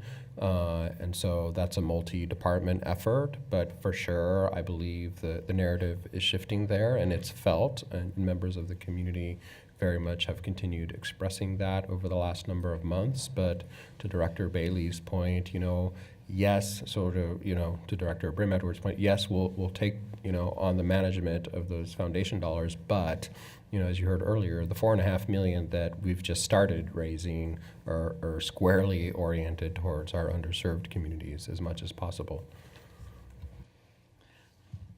And this is the last comment I'm going to make about it, but when it was outside of PPS, we could say, well, it's outside of PPS, and we may not agree with all the decisions they've made in terms of what schools get things and what they don't, because I know over the years there's been a lot of discussion about sort of who ended up with equity grants from the foundation, but we're gonna own it if it's more integrated, and we're actually providing support. And while volunteers can do a lot of things, many foundations also buy FTE, and we're just going to have, I believe it's going to be incumbent on us to continue to look at what FTE or mix of volunteers schools are getting, because it's no longer going to be an external party that we're just the recipient of the services and the funds, but we are going to need to, we're going to be owning the responsibility, the benefits, but also the making sure that it's equitable, both. That's why it's so important that we balance. I mean, this is why in our first staffing cycle last spring, and again this spring, you heard us implement an equitable staffing model. And so you heard Dr. Cuellar and team describe how we tier our attention, our interventions, our supports, our FTE distribution. I think as we get better resourced, you can continue to expect that a heavier weight of allocation towards our neediest schools. We don't want to see any of our schools designated, not just with a label, but we want students there to have, the level of equitable educational programming. And so we're all highly conscious of how do we make sure that there's a balance and distribution of not just private resources that come into the district, which we welcome. Anyone out there listening, we gladly take deposits. But that we're also at the same time being mindful that our schools that may not have that capacity, that we're also taking care of them too. And I do think one of the general improvements in this budget book and budget process is that we can see the total dollars per student in every single one of our schools, aggregated from all different sources. So foundation money, equity grants, other external sources. I think that's really helpful. Yeah, I would just say that, this budget book has been really helpful for our conversations with parents, because I think, there's a general, I think there's a lot of assumptions that have been made over the years, I think without data, and I think this data is really helping the conversation to be more realistic and be more more of a representation of what's actually happening in our school communities as it relates to FTEs. And then Director Brim-Edwards, I think we shared at Policy and Governance Committee. We are going to be, in the fall, launching a really intensive engagement process to really look under the hood of what has been going on for 25 years, right? So 25 years ago, this board, allowed for the establishment of foundation, which led to where we are now. And so I think for 25 years, we have very rarely looked under the hood of some of these issues, right? Whether it's the FTE, whether it's the formulas, whatever you want to talk about as it relates to this. And so my commitment to you and the commitment to the broader community is that we're going to look under the hood as a community and make those hard decisions. And so we are going to own this as a community. And so I think that's part of the reason that we want to take ownership back. And again, we'll have, I think, on the 21st of this month, have a more in-depth conversation with the board about this. But that's where I'm excited. I mean, it's scary, but that we're going to have a conversation that that's long overdue. But I think I'm excited to tackle it with you all there with us. So just to clarify, the school budget's at the back of the budget book. While it includes foundation money, am I missing it, or it doesn't separate it out, or does it separate it out? I can't. So the foundation money that's there is what's been donated into the school district. It is not complete foundation money. So it's something that we, Jonathan and I, have been talking about, a method to expand our understanding and getting better data collection of all the nonprofits that are supporting all of our schools. Because I do think in the past we've had, say by school, how many FTE they purchased, so that you could actually see what was local option, what was general fund, what was foundation funded, and which is captured in the individual school pages. So that's what she's looking. That's what I'm at. asking. I don't see it. So the foundation is towards the bottom of the page. You'll see a foundation number. The local option levy has not been broken out. Thank you. But we have prepared. I'll be emailing out to the board, and then it will become a part of our final document that has the local option levy by school, how many teachers are at each school supported by the local option levy. And we just had a meeting with your amazing team earlier today to actually talk about this line item in the budget book. And so for clarification, when it says foundation on there, it is strictly looking at the local school foundation efforts. And there are a few exceptions, and those are schools that receive Qatar funding for Arabic, class or whatever. Right. So there are a few. So that's Okay. the only addition that would be captured in the line item foundation. Okay, super helpful. Thank you. Yeah. So while we're talking about this, my understanding is that there are a few schools that, in addition to a local school foundation, they also have an entirely separate nonprofit that also purchases FTE. So I can, and again, I don't know if this is appropriate time, but I'm happy to answer that now. I'll look to the superintendent. I So, Because it's not here. okay, I'll give you a quick rundown. Okay. So our local school foundation efforts are efforts to raise dollars for FTE. And the dollars that a local school foundations raise is only to be used for FTE funding. There are obviously exceptions. So that's our affiliated foundations. Those are the ones that use in our current context. All hands just raise EIN and services. Then there are 7 independent school foundations. Those are foundations with their own board of directors, their own EIN, et cetera. Some of those, so again, their efforts are to raise FTE dollars. Unless you are a Friends of, so as an example, Lincoln High School has a Friends of Lincoln High School. Under the Friends of Lincoln, what they went ahead and did was bring in the Booster Club, the local school foundation, and the PTA under one umbrella. And so the Friends of Lincoln then is raising money for, again, FTEs, using kind of the LSF brand or model, and then anything additional is what a PTA would raise. So then PTAs raise money, and the money's PTAs, pretty much I would say a majority of our schools have some sort of PTA, whether they raise money or not. So then you have PTAs. There are some school communities that have maybe a third foundation, if you will, or a third entity. And my understanding is that these schools actually use that as an organization for after-school programming. So I may have just confused you, but there are multiple. It's Okay, not so let's- FTE outside of the But the only foundation. way, the only way that we that schools can buy FTEs outside of obviously the general budget or grants is through dollars raised through local school foundations. Okay. They cannot raise, the PTAs can't do it, booster clubs can't do it. Okay, so let me just cut to the chase here. So the number that's in the book, that's an all-inclusive number for any FTE bought by that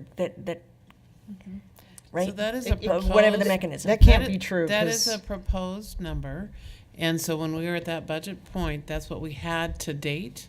We will be updating that number because it has grown since then. So what we put into the proposed budget is what we knew was confirmed at that time and fundraised it from the schools. We had additional donations added after that point, so we owe you an update to that. But I'm just looking at the numbers here for Lincoln, the foundation, and over the last 5 years, they have 0.3, and that is. No, that's for non-represented. So if you go above, Where? it's 4.8 or 3.56, and So those this- are accurate. So those two numbers, so you have to take all the foundation numbers together, and that gives you the 4 FTE. Right. And again, I just want to make sure that it's, if you said it right.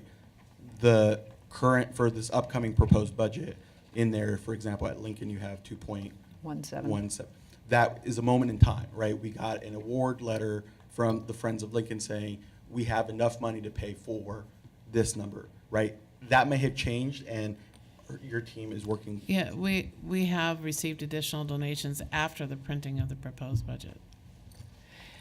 The other thing I wanted to say is that, historically, All Hands Raised has tracked all the other sources coming into schools other than just the foundation dollars. It's definitely not perfect, and there are a lot of channels that I don't think are captured accurately, but the whole framework for determining the equity grants is based on looking at all the dollars that are coming into schools from a variety of forces. But absolutely, that can use a little looking under the hood.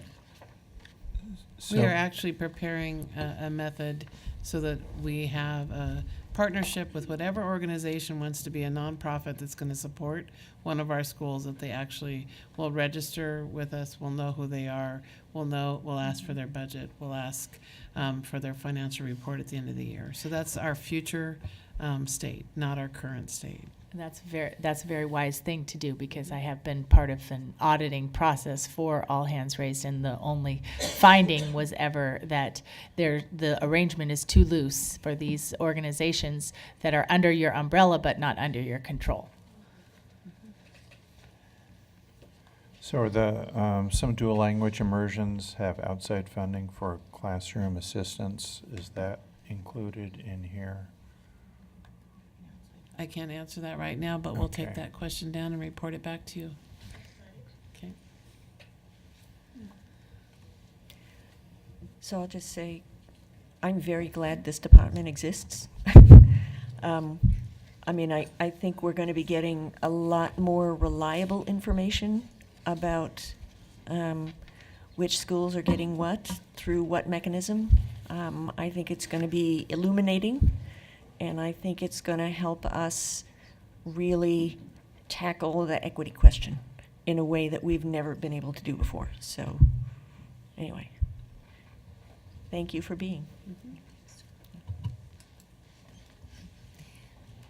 I'm going to skip right over that and pass it on to the Office of General Counsel. Well, I think relative to the foundation landscape that you were all talking about, this is going to be really straightforward. My picture?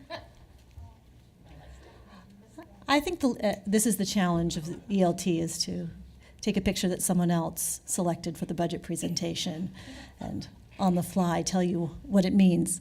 I actually think what's not represented here is the concert master, right? The legal department sits in the back, provides support for the harmonious delivery of music for the orchestra. General Counsel, for someone who has been the concertmaster in a symphony orchestra, that's the first chair.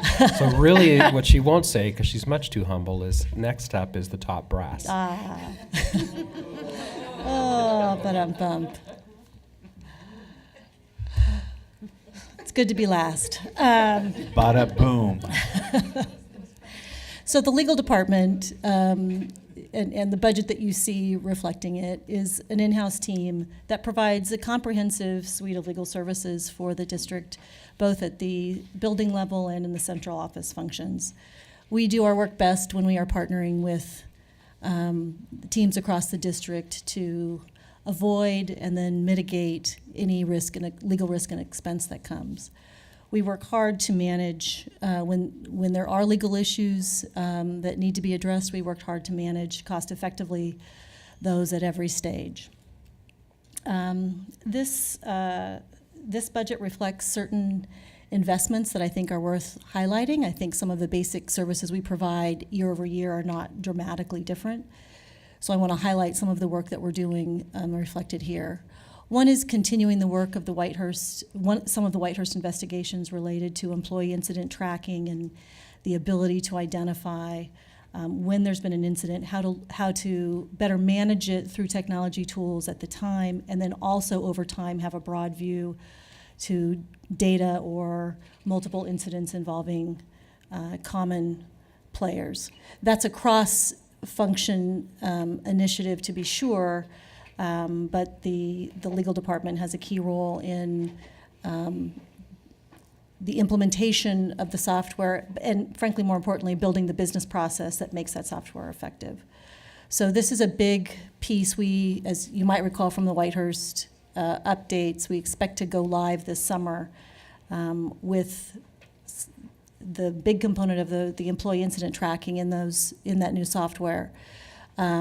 But there is a lot of work and training, again, to build the business process so that that works effectively and gives us the visibility and tracking tools that we so want to have. We also are making investments in the policy review and revision process. This is to support the work of the Policy and Governance Committee. I go to those meetings so often, it just rolls off the tongue. And that involves, we've added a 0.5 FTE to help support that. The policy manual in general does not reflect entirely current law or best practice, and nor is it terribly accessible. It's a heavy lift, and we've done, the board committee has done a lot of work on that, and this is the investment in staff to help support that work to go faster, better. I would circling back to some of the part of the cost-effective management. I think what you'll see is a legal team that came in to the district with significant expertise from outside the district, but is actually growing in tenure and expertise inside the organization. That makes it smarter, more efficient, reduced reliance on outside counsel. You'll also see that we are continuing to try to maximize our use of fixed fee agreements, not just on litigation side, but on some advice side as well, to help contain and manage those costs. And we are always looking for the ability to assess liability early and deploy whatever strategies we can to resolve cases quickly. The longer cases run, the more expensive they tend to be. So I just have a question. Generally, sort of best practice is to have a mix of in-house counsel and expertise and outside counsel to add it on as needed or to bring on special expertise. Do we have a sense of, like, based on benchmarking, or what the optimal sort of mix between in-house and external counsel is, and are we getting close to it? I know this has been sort of building up the bench internally has been reduced cost for us, but I'm wondering are we about the right point now, or?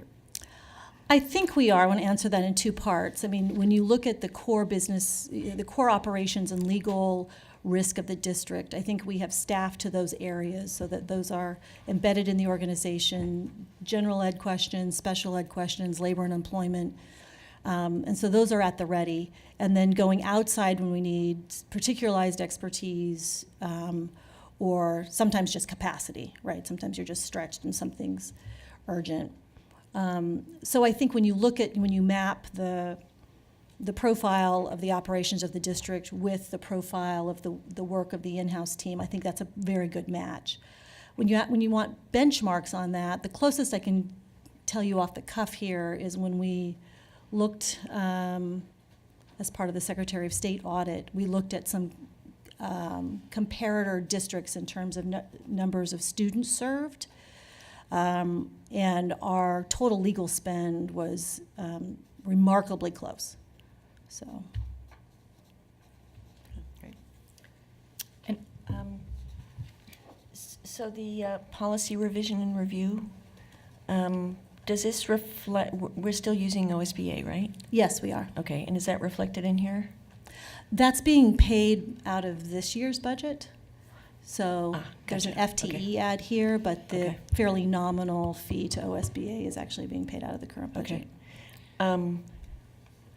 I think this slide in particular, it would be instructive to see the trends over time, because if I remember some of the numbers from, say, last year, for example, I think the trend is going very much in the right direction. Because the costs were skyrocketing. And I think, I think you have done a remarkable job in containing costs. Thank you. I mean, we're, as we've talked about before, legal costs, particularly as it relate to litigation is a lagging indicator of a number of things. And so we have been working to manage historic claims as well as slow down new ones. And we'll continue to do that. We expect to see lesser spend in the 1920 budget than we did in the current year budget.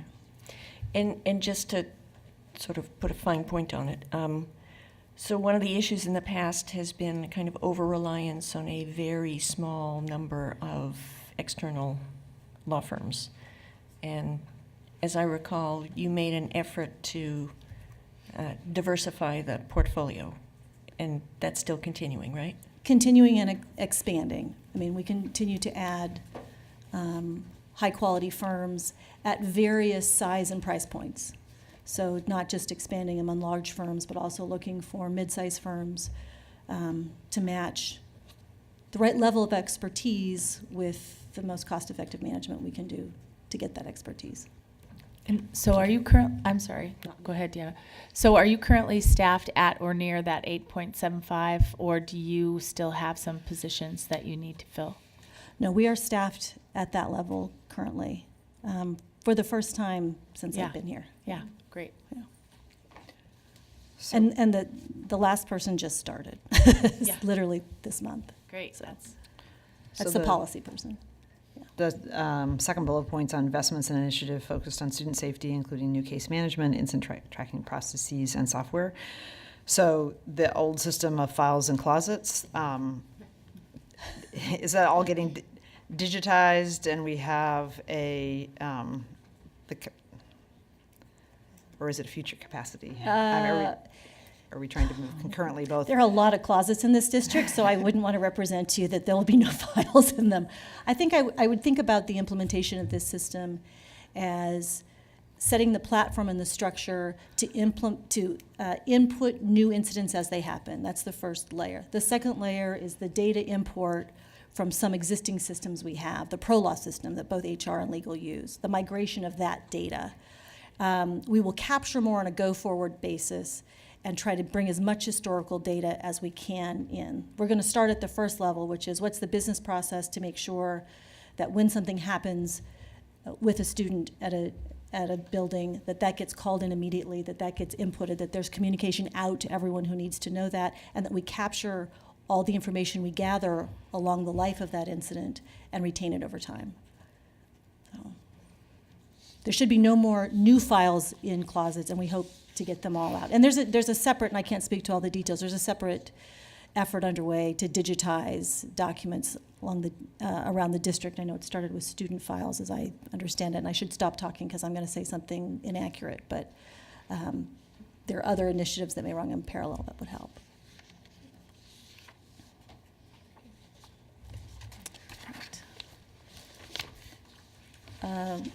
Risk management also provides an enterprise or district-wide scope of services really focused on student safety, employee safety, and claims management, as well as a portfolio of property not property management, but property insurance and protection, right? So I think because we want to focus on, and it should say 24/7. I don't know why that's so eye-catching to me. 24/7 employee injury reporting line. Let's start with students. What most people work really hard in PPS. Especially in risk management. And they do. It's a small, hardworking team that covers a lot of areas with very few people when you really break it down. I'm going to give a little press to some of the work they do on the student side, even though it's probably not the biggest dollar expenditure up there. But the risk management team is lead on the Safe Oregon tip line and monitoring. That works with chemistry labs, kiln safety, things that people don't think about in helping address student safety issues. Very significantly, when we get to bigger dollars, we talk about employee safety. And again, workplace safety issues are paramount to not only protecting the really valuable people who work for us, but also managing the significant cost that employee claims bring to a district, or frankly, any organization. So not just trying to prevent them on the front end, but also managing claims on the back end by providing the 24/7 employee injury reporting line that's staffed by an RN, really helping to get employees safely back to work as soon as possible. That's not just good for the district, it's also good for the engagement and for the employee. We want them to be healthy and we want them to be back at work. There's general claims management that the risk management department handles as well. Property claims, general liability claims at a certain level. Sometimes legal will partner or take claims that are significant, but there are a lot of claims that are managed day to day by the risk department quite ably that don't get a lot of press, which is the indication that they're managing them quite ably. They also administer then a broad portfolio of insurance coverage, the most significant lines of which are property, general liability. We're self-insured. When you see some of the big numbers under there, under non-personnel, under the general fund, those are premiums and liability and defense costs for general liability and property lines. And then 601 is the workers' comp, and we are self-insured up to $1 million per workers' comp claim. So you'll see that's what that $3 million represents. A big number, but actually compared to going out into the insurance market and insuring through a third party, it's about 50% of the cost.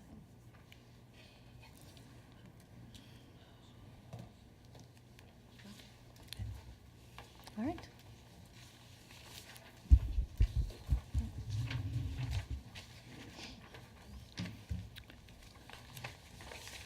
So, Questions at the end, that was presuming there wouldn't be interjection.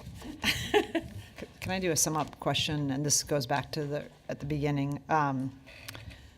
Two of the areas that the Secretary of State's office looked at was the executive team and also legal. And they came to a number of conclusions. And instead of having that come back to the audit after we've approved the budget, I'd like to see what we think it would look like now if, say, we extracted, if we take what the Secretary of State office, what their workbook, what they included in the executive team and what they included in the legal, and if we took this budget, what that number would be, so that we could anticipate, we'd know whether it's up or down before we approve it, and be building out, I think, some explanations, because, for example, if we make an investment in student safety through the legal department, things that we think actually protect our students and maybe reduce litigation and legal costs, and the Secretary of State's just looking at it as a increased cost, I think we need to be able to tell a story, but I think we should know that before we actually approve the budget, so we're thoughtful about what that looks like. Certainly, we should sort of do an analysis to the questions in the audit. Of course, they don't tell us if the capacity we're recommending is sufficient or not to actually move for student outcomes in the state of Oregon, given they're not educators. But I think we should go through the exercise of making sure that we can clearly sort of have an answer to the kinds of questions that the audit did raise. I think it's going to be important, especially with the new investment. So the other day, for example, in the House of Representatives, there was a reference to the PPS audit, and just as they were not in a favorable way. So I just think we need to be able to make our case, and we should be looking at it before we approve the budget versus trying to come up with that answer afterwards. Okay, we've captured the question. Thank you. So next steps, tonight was another installment, as I mentioned earlier. March 14th, I know that we are intending to set aside a very extended opportunity for the public to come out and share their direct input and feedback. I want to thank our community member who's here with us this evening. Thank you for representing the city of Portland tonight. Thank you to the executive team for representing really what is a lot of work from all the people that are also here present tonight. They're required to, but they I know have put a lot of work into their proposals. There will also be the remaining two opportunities on the May 28th board meeting, again with public comment opportunity, as well as the budget and tax rate approval process, and then a final discussion on the 25th, which will also include our TSCC required hearing as well. So 3 more opportunities, but of course, in real time, you can continue to post your questions so we can work at offering the best complete answer we can for the board's information. That concludes our report this evening. Thank you. Thank you.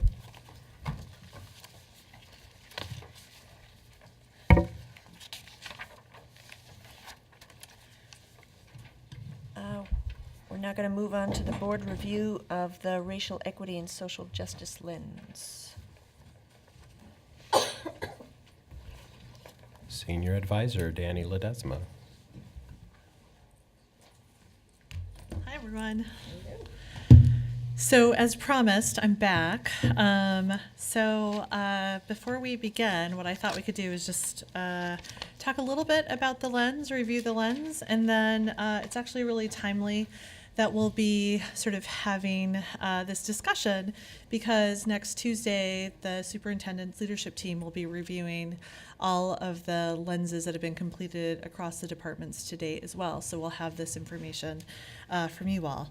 In your packets, right as you received the extremely large budget book 2 weeks ago, we included the blank racial equity and social justice lens, as well as a draft that the senior leadership team completed just to give you as a prompt. I think what we want to accomplish in the next 20 minutes is an opportunity for you all to answer these questions as a collective and to sort of practice as a body sort of going through these questions in relationship to the adoption of the budget. So I think if we go to the first set of questions. So before we begin, oh, there it is. So I have the questions here. So what I'll do is I'll go ahead and kind of facilitate your discussion, and then I'll record the answers in our sort of centralized document. That'll then, it'll be sort of available for folks to see all the answers later. Before we begin, just a reminder, so the Racial Equity and Social Justice Lens is a decision support tool. It's just a tool. It's an opportunity for you to sort of flex your critical thinking muscles and to really interrupt that sort of ladder of inference. When you take in information as human beings, you start to sort of make meaning of information and select observable data, and you sort of like travel up this ladder of inference where you might be making assumptions. And so what this tool does is it just sort of interrupts that thought process and asks you to think critically about a set of information that you've been presented with. There really are no right answers to any of these questions. It's just an opportunity for you to reflect, to think about sort of like what these prompts bring to mind. And I would say that we could talk about the whole sort of like all the information that you've seen in the budget and sort of go from there. So before we begin, does anyone have any questions about like the tool itself or sort of the discussion we're about to have? All right, seeing that there's no questions. So the first question really is about adoption of the 1920 budget that you as a body will be focusing on. So I'm going to go ahead and talk about question number 2, and I think I'll just go ahead and take notes, and if you guys just want to, I guess, popcorn your answers, or if Chair Moore wants to call on people, it's up to you. So the first question is sort of thinking about how stakeholders are involved in the process, specifically members of affected communities, and sort of how they're engaged in either the budget development or the budget adoption process. So in terms of individual board members, is there anything that you would say around like your intentionality about involving stakeholders in this process? There are no right or wrong answers. This is just an opportunity for you to think about sort of, students, families, school communities, stakeholders that you regularly come in contact with.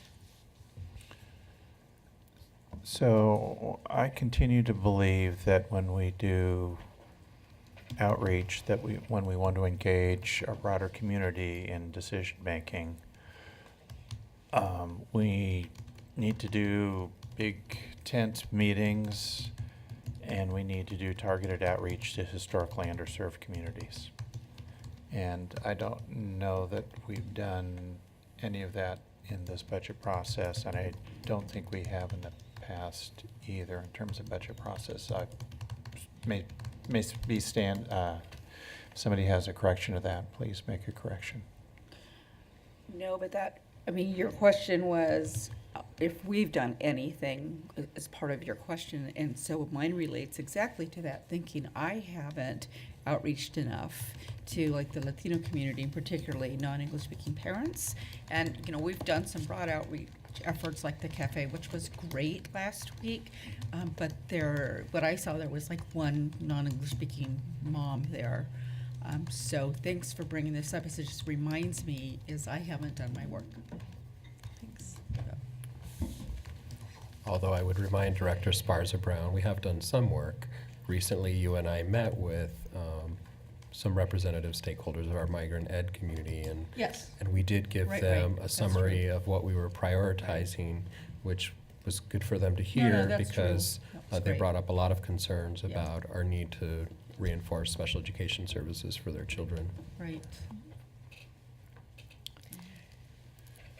The other piece, and I think this is, can go I ahead. just barge in? Sorry. This is for everybody, but again, especially for historically underserved populations. Historically, the budget is incredibly opaque. It's hard to understand. If we wanted feedback, how do we structure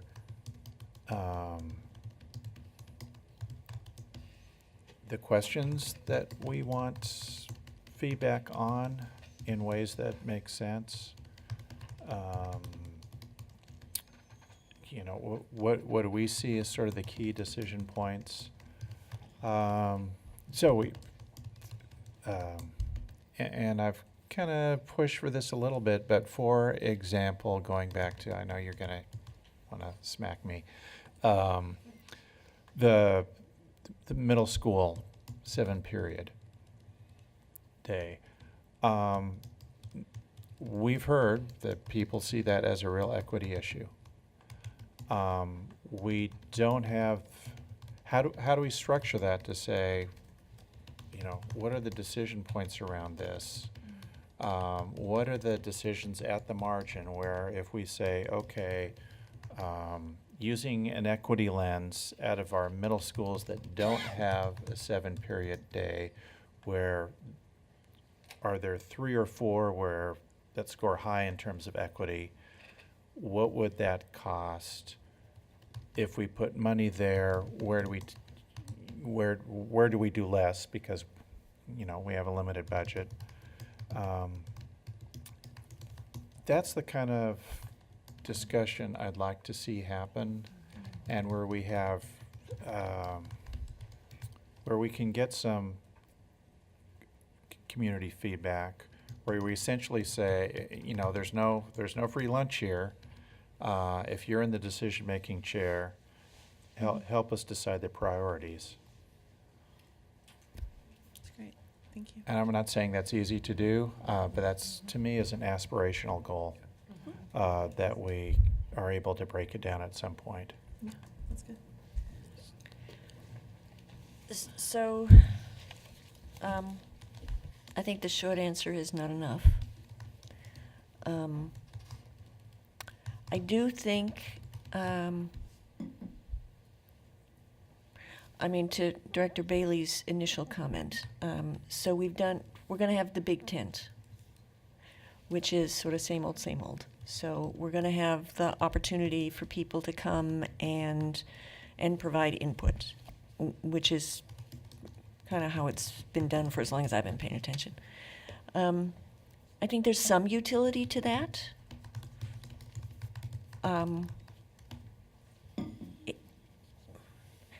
There's an upside and a downside to it. I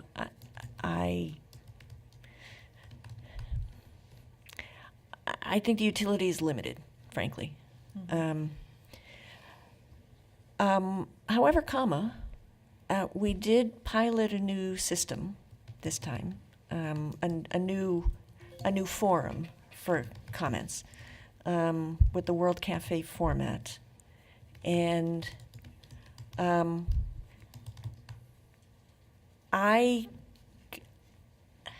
for the first time out, I was pretty pleased. I thought it was a more productive format to engage with people, with, you know, parents and community members and teachers around the kind of budget-related questions. A lot of it was program-focused, but I think that's how people think of the budget. So that made sense to me. And I think it was I have gotten good feedback on it. So I think that's a positive step.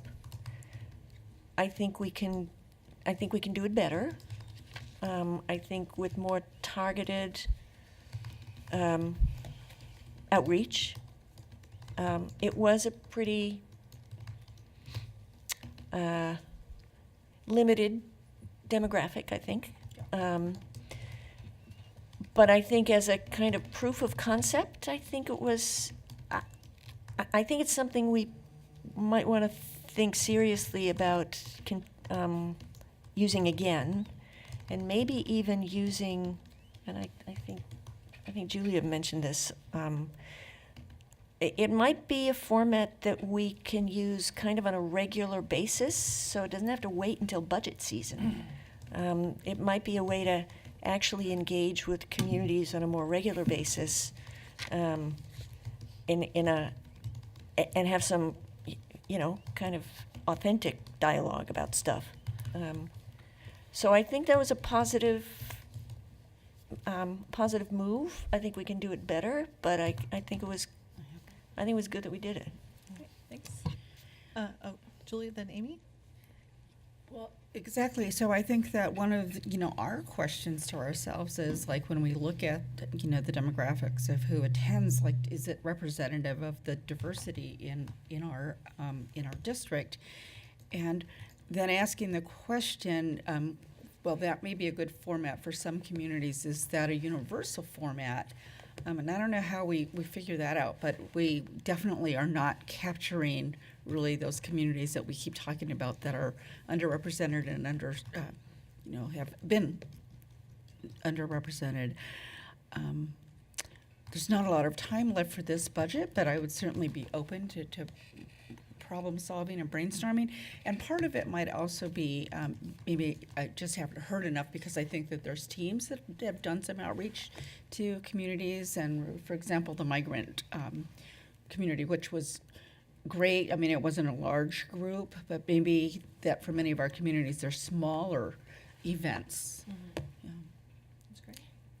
And I think, Rita, to your point about the budget World Cafe, where people were really coming forward with conversation and question about program itself, I think there's very much a connection between our visioning process and the budget process, whether that was intentional or not. But that was a broader and more authentic engagement than I think we've seen in this district in a long time. And I feel like I see a lot of the things that came forward in that process in this budget proposal. I mean, there was some really, especially like deep listening with the special education families, several opportunities for that. And I think we see a reflection of a lot of the needs that we heard expressed in the tough decision for added resources there, long overdue. So I think it is a reminder that everything always should be feeding our thinking about how we allocate our resources. It's not just a budget season. And so the more we are really authentically engaging with many, many different communities across this district, the more it's informing these choices. But even in that process, which was another really valuable and great process, but if we ask that question, how did the representation of the people in the visioning align or not with the diversity of our district? And did we capture, all of the communities, even one family from all of our supported languages, for example? So it's just a reminder. So it seems like you're getting warmed up, which I love. I'm hearing some themes around sort of like feeling like this year's budget process felt like we're making some improvements in the areas of sort of having like more authentic engagement, but that sort of moving forward, thinking more critically about what are the questions or the ways that you can break down some of the key decision points that would invite more engagement, as well as thinking about how it can be more reflective, that's something there. Julia, did you have something that you wanted to add? Sorry, I didn't mean to cut you off. I was just ready when you were done. Oh, no. Are you finished? Yes. So, I think this is an excellent budget document, and provides lots of information for decision makers. I think it actually is not a very good document, though, to engage the community, because when I think about how I apply this lens and answer those questions, the answers don't come from the forums that we've had or anything. It's the whole last year of sort of collective sort of questions from community members, school visits, talking to parents, emails, and if I look at some of the the major equity themes that I think have been surfaced that have budget implications, I don't feel this process I'm trying to figure out how they fit into the process, and it's not, I don't think, lack of interest in doing something about it, but I'm trying to think how it fits in the process. Like, Scott's issue relating to music, I think about, I look at that spreadsheet of all the middle schools and the K-8s and the under-enrolled kids in the middle grades, and then I try and translate it to the budget and what we're doing, and I see a huge inequity, and I don't see the mechanism of our engagement addressing that. Like the Roosevelt CTE space. I've had a bunch of questions from external parties about the disbanding of the Office of Equity, and the lack of equity teams and how that's impacting our ability to help our staff and students address racial issues in the district. So the equity issues that get raised throughout the year, I'm having a hard time then translating it into, and therefore on page 98, we should add, X item in the budget, or being able to respond to community members who I think have raised some really important equity issues about, to me, this is a baked document. So if I'm a community member that's not sitting up here, and even if you're sitting up here, it's like, who's going to be able to change this? Yeah. And so, the question of, is there stakeholder support or opposition to the proposal? I don't know that this process provides an avenue that community members or board members can effectively make changes. Okay. I would also maybe ask you to think about some of those thoughts when we go to question 3 and 4. But did anyone else want to sort of comment on the sort of section A around stakeholder opposition or support, about sort of given the level of engagement that either you've had outside of the process or within the process, if you feel like there's stakeholder support or opposition to the budget adoption? I do kind of want to comment on what Julia said about that, because I agree that this, as a document itself, it doesn't invite people to come forward and advocate for or against the way things are already laid out. But I think maybe if we had a way of looking at the budget from both sides, so there's the document that we and the community are reacting to, the proposal itself. But then there could be a whole other mechanism, which is, let's look at it from an issue standpoint, which is sort of the point you were just making, Julia, about all the things that come to us throughout the year, or the things we notice, or the things we care about. Look at it from an issue standpoint, and then figure out, how is this addressed in this budget document? For example, one thing that I've been thinking about and chasing down lately is I feel like we have a crisis in our district in terms of substitutes and the number of schools that we have that can't cover absences, and they generally are our high poverty schools who on any given day will have several classrooms with no teacher in them or some crazy shuffle of the personnel in the building to just keep the kids safe in the classroom, let alone learning. And so trying to figure out, okay, what are the places and the mechanisms where we can really address this particular problem in the budget? And it's not easy. I mean, there's contract limitations, there's all kinds of things, but it might be fruitful if we could have conversations about these are the issues that have really risen to the top as being inequities in our district. And how specifically are we tackling them with this proposal about how we allocate our resources?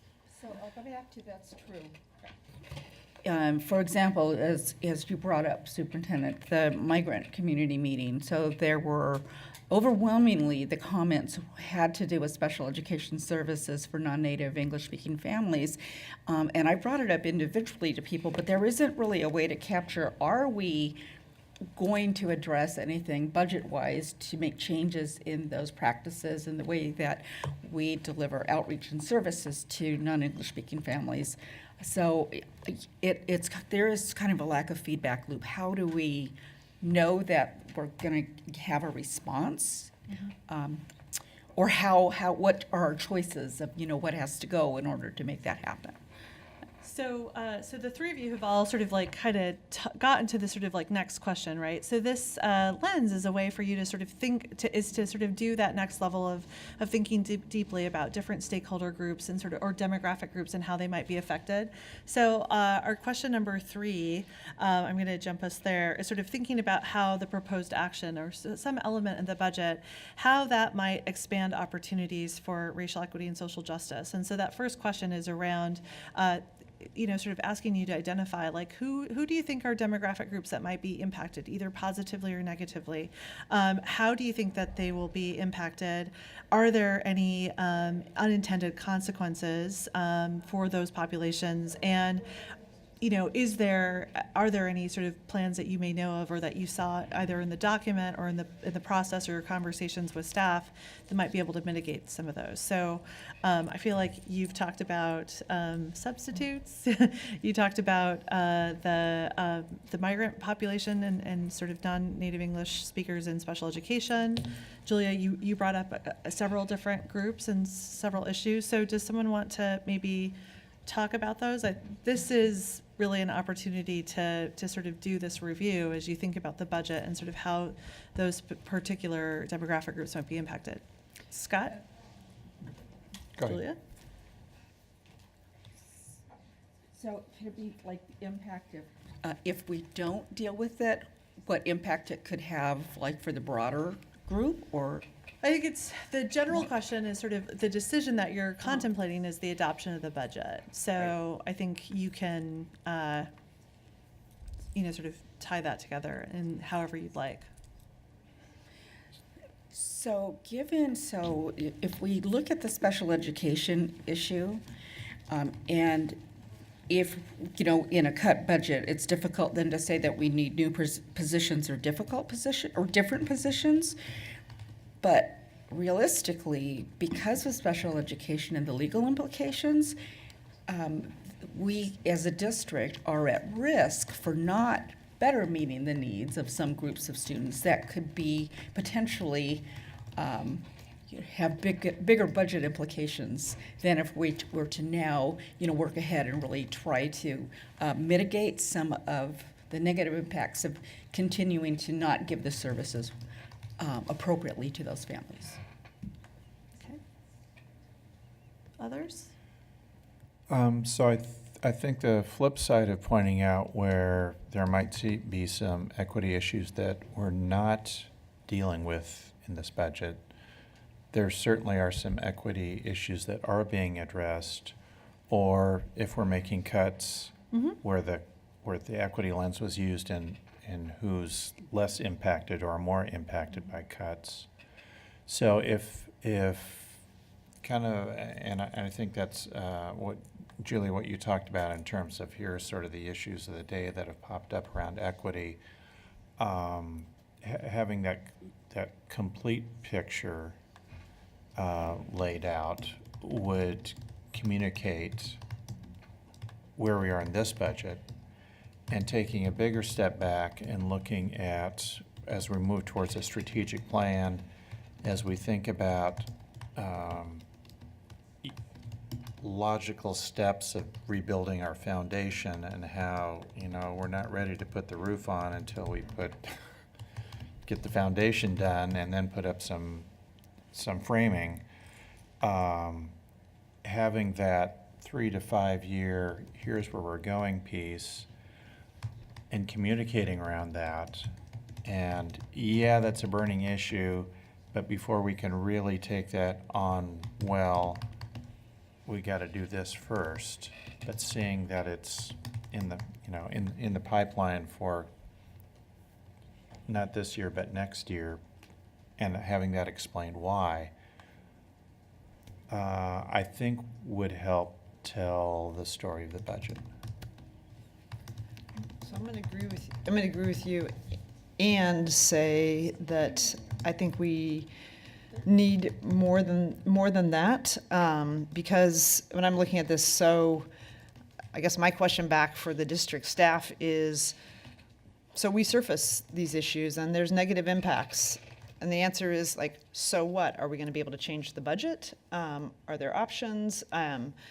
Because otherwise, then we're just sitting here talking about, we see that there's negative impacts and we don't have the ability to change it. And, you know, I think I'm just going to use the Roosevelt CTE space as an example of, I think, a community feel like, okay, we raised this issue, the board did something, and yet, you know, somehow we can't get any traction. So no matter, and it's because of, you know, we're in North Portland, and I think you can take any number of issues, like the middle grades is like, it's because we're in historically underserved communities where there's the K-8, under-enrolled K-8s. And so I guess when I look at this process, it's like, so what can we do about it? Because otherwise it's a examination of the problem, and it almost makes it worse. Like, we know about it and we're not going to do anything about it. Right. And so I think Scott's,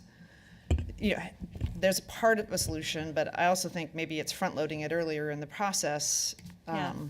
So a couple things. So I do want to acknowledge that sort of when you're using this lens and you're sort of like in it and you're sort of like thinking critically, there is a good amount of discomfort that comes from it, right? Because I think the natural inclination is that you want to have the right answers. As you start to surface inconsistencies or places where there might be negative impacts because you are doing this sort of like deeper level of critical thinking, that inclination to want to sort of move to a place of change is very that happens all the time, and it's part of the process. I think your decision-making power happens in that this lens is helping you just come to a decision, and the decision that you're analyzing today is the ultimate adoption of the budget in the weeks to come. So this is really just this isn't the end, right? Like, this isn't the decision. This is the critical thinking process that will hopefully help you get to a decision, and that will probably, if I know you, will probably, you know, surface more questions or more areas of information where you might want to either, you know, sort of refer back to the staff version of the lens and their answers, as well as the budget document, or even sort of make more requests for information. So this, I think it's very, I've done, you know, when I've worked with groups and when we've worked with the lens, right around this question number 3, people are like, okay, how do we go back and change the whole thing? And that's what it's supposed to do. But what this is that this is just helping you surface those questions so that hopefully you can make a better decision when it comes time to adopting the budget. So however you answer on any of these, it's really sort of just surfacing those questions and that thinking. Ultimately, the decision is yours at the point of the decision making, which isn't tonight. Go ahead. I think one of the things that's hard is that there's rarely a one-for-one relationship between things you are sacrificing and things you are gaining. For example, we hear from a lot of people in the community who have real concerns about creating 3-4 blends, and that's not a good strategy. But if we look at the way that the budget is framed, the priority was to hold harmless our title schools and our schools designated for particular supports. And so if we were going to do that, we had to figure out where to find money in other places. And so there are other sacrifices embedded throughout for a certain set of values, particularly around staffing. I mean, that's where most of our, I think, racial equity lens is showing up in a very transparent way, is the framework of our staffing and how that's different than it has been historically. But there are absolute direct trade-offs for that. So I think almost the most important question on this lens is number 4. So maybe that should come earlier. It is about student achievement. So at the end of the day, we're really drilling down to look at how it impacts students and how it might differentially impact across groups. So even the 4-5 blend, being really cognizant of the data and looking to see if that's happening in schools where it's not going to negatively, drive down the achievement, then maybe that was a good decision. But anyway, I think that it's always has to be in our decision, how is this going to affect students now? Another example is we've talked a lot about MTSS, and we've also talked in the budget that in a cut budget that we have to put our investments in core. But when we do that, how then will it impact all student groups? So the kids that are struggling, will they have intervention support? For example, if we don't have an investment at that level, so it's, will it only positively impact part of our continuum of students? So, I guess for me, it's all of the decisions. It's like at the end of the day, what is it doing for students, or who might it be leaving out? So that's like a really critical question, number 4. Yeah. Any other thoughts on question 3? Superintendent. I appreciate the conversation. I think you are bringing up questions and concerns that we spend a lot of time talking about. We actually have a really long list of observations we've made, some of which we know have to wait in sequence. But I think what's tough here is everything I'm hearing is strategic planning in nature, and this is a budget proposal and an approval process, and in a constrained fiscal environment. And so what we've proposed is sort of our best thinking about what will provide us the capacity to make maximum impact with what we have available. And so it would be reflexive to say, here's these specific supports or interventions we're going to target in a certain way, say for academic achievement, and yet know that this is a district that has no core curriculum. And so that's why we've continued to prioritize that. We know staffing makes a difference, especially if they're trained, and we invest in that, and especially if we distribute staffing in an equitable way. We could just start reconfiguring schools, and that would be reckless. And that's why we've proposed to prioritize embarking on a deliberate engagement strategy to be really clear about what we want to guarantee in those middle grades experiences, and take the year when we don't have any money to really be thinking about that, try to plug some holes along the way, but then be able to do a much more comprehensive reimagining of our middle grades experience. And so we want to do that thoughtfully. And it's hard to have that conversation if you haven't totally defined middle grade content expectations and experiences that you want to have. And we need to engage our community and our students in that process. And we didn't have a capacity to do that. That's why you saw sort of our trying to prioritize some minimal ability to do that in some kind of a thoughtful way. And so I've tried to capture in my budget message sort of the need to solidify a foundation to prepare ourselves to make the system shifts we need to make, while continuing to strengthen the muscles we're going to need when we start exerting them in particular areas. So whether it's middle schools or doing the assessment of our arts pathways or our college and career / CTE pathway work, that's work we're ultimately committed to as a deliverable in the end, but we could really foul all those things up if we don't proceed in a deliberate way. There's no staff member that would disagree that Roosevelt needs more learning space, for instance. And there was some thinking back then, and there's, I think, better thinking now. And we look forward to sort of having that conversation upcoming. But, you know, I think when we look at this lens, we should look at it from the policy perspective.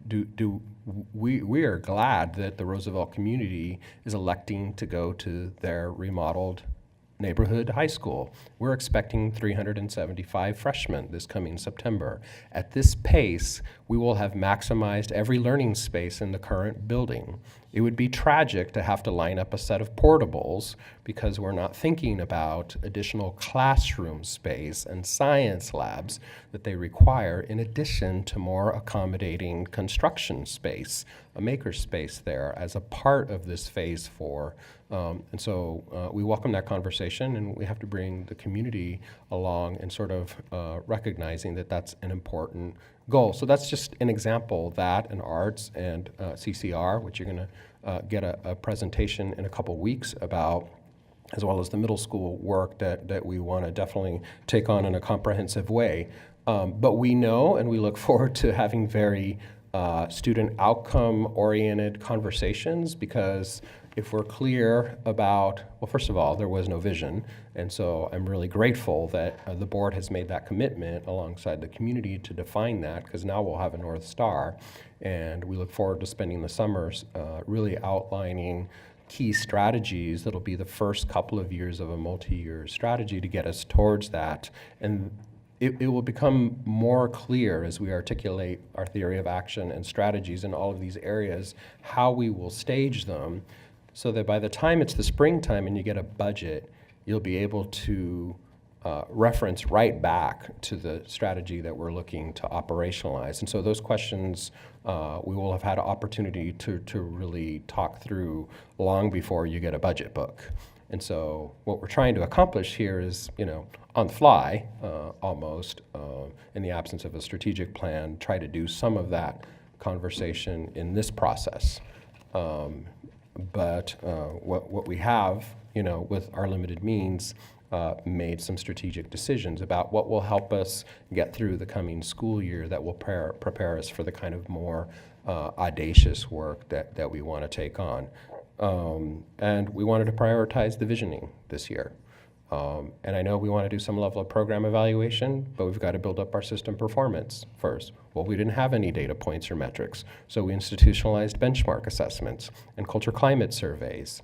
And we're building data literacy in our schools so we can engage in school improvement. We're revising how we coach and guide our school leaders in those conversations with their communities. So there's a lot of sort of foundation building and capacity building that has to happen for us to really be able to have some strategic conversations around, okay, we see a trend here with English learners or special needs students in these particular schools. What's our repertoire and our menu of some targeted interventions that could go into place there? So this lens is going to become increasingly more important, and Danny's guidance is going to become increasingly more important, certainly internally, but as we have these policy-oriented conversations about the work we choose to do, not just providing a more excellent program for all of our students, but in particular to make sure we're bringing along and narrowing opportunity gaps for the students who haven't yet enjoyed a similar level of success. I'll stop there.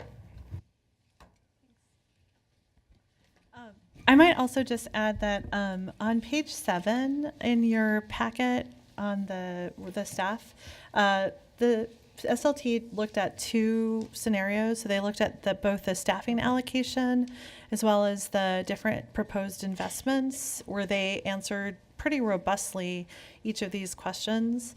I think another sort of inclination is that, you know, you are trying to train your mind, if you will, by answering these questions to try to find out, like, where do you see, as a collective and individually as a board member, where do you see the opportunities for expanding racial equity and social justice? Like, what, you know, either is there an investment type? Is there a specific handling of the budget? Where do you see that? And sort of then taking that sort of spark of interest and then sort of thinking about all the implications for different demographic groups.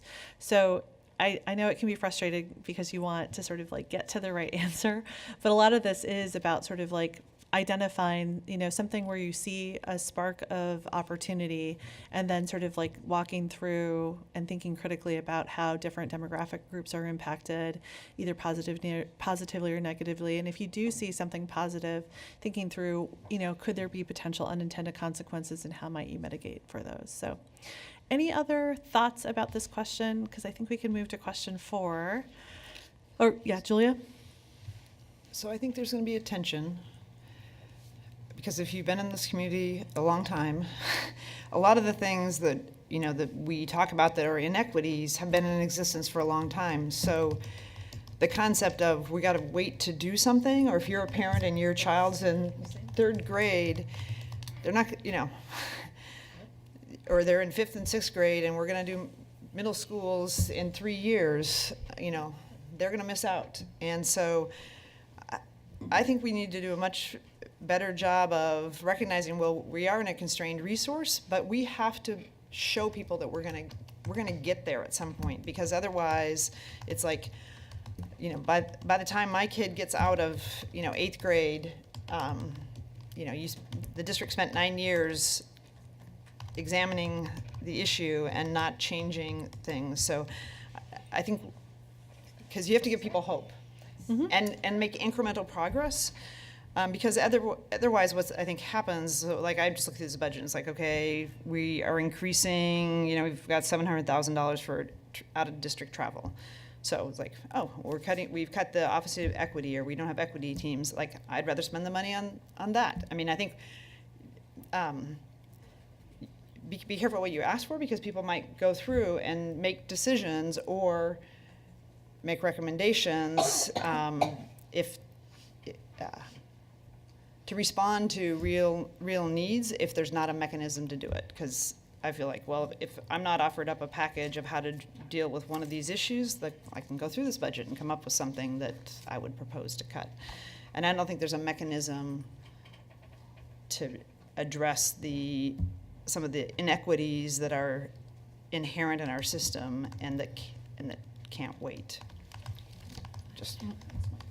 I think maybe the way of looking at that is looking at, okay, look at the equity investments that are embedded in this budget, which are really significant compared to how things have been done previously, particularly in terms of staffing, and staffing by program and not staffing by enrollment so much. But look at you know, holding harmless our really highest poverty schools in terms of staffing. Look at all those investments and then think about, okay, what is looming out there that is not benefiting from these very clear targeted investments, and is there something that we've missed?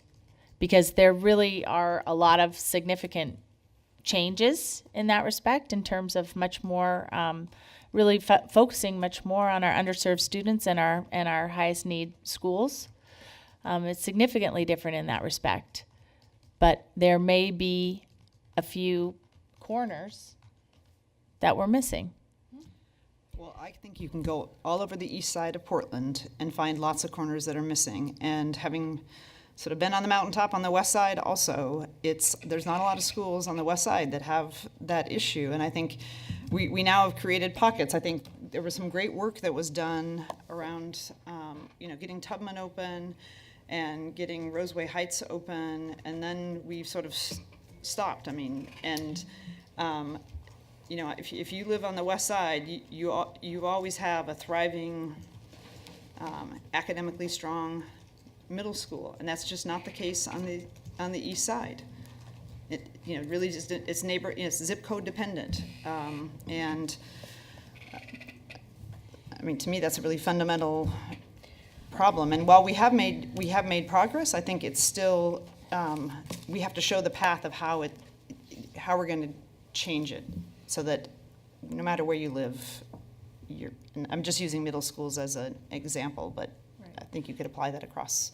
So I'm fighting the urge to like respond about sort of like how I think that these are equitable, because I want to sort of like honor the process. But what I might encourage you to think about, Julia, is because I warned you that this was going to be, you know, you're going to feel like this wasn't a toothsome exercise, right? Because we're surfacing the issues.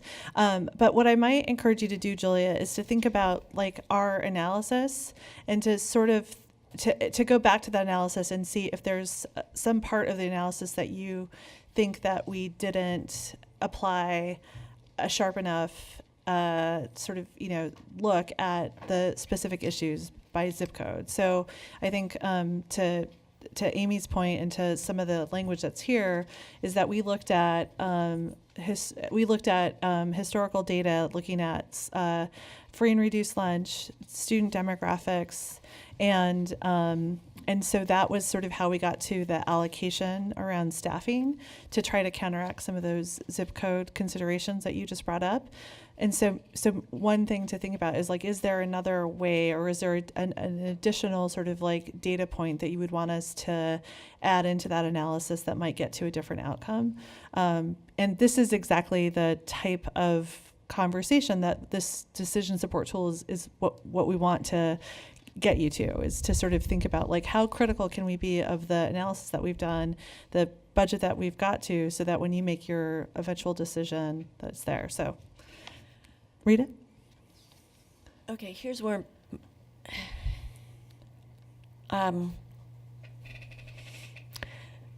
okay, this is what keeps popping into my head. I think it would have been very useful to do this 3 months ago. Because I think by the time we get the budget book, it's pretty much baked. And, you know, and on the one hand, that's not a bad thing, because that's why we hire you guys to do that. But realistically, it's really difficult. I mean, if we surface something here tonight, okay, well, now what? You know, like, there's not a lot of options available to. Well, but you know, we also can't.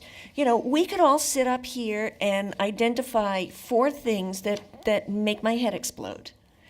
But those are only the 4 things that I know. There are a million other things in this district that I don't know anything about that are head explosion worthy. So, I mean, I am really not advocating for board members to rebuild this budget from the dais, because I don't think we don't have enough information, and frankly, we will never have enough information, because that's not our job. So we need to be thinking about the big picture. Yeah. Okay, that being said, looking ahead, like for next year, Yeah. Claire, when we start thinking about the budget process, I think we ought to think about it starting in July. And have, you know, do this kind of exercise on a quarterly basis. And that would allow us to kind of surface the issues that we're hearing about, but do it in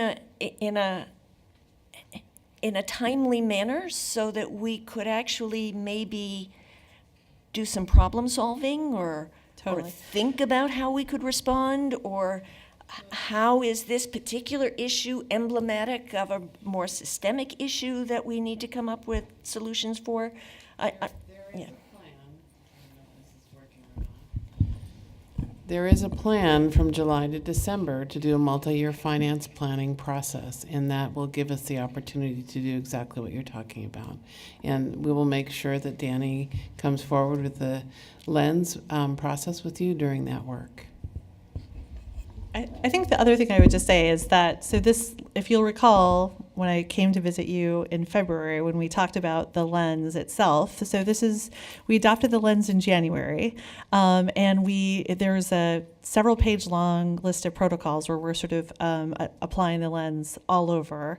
And so the staff applied the lens at the outset of the budget development process.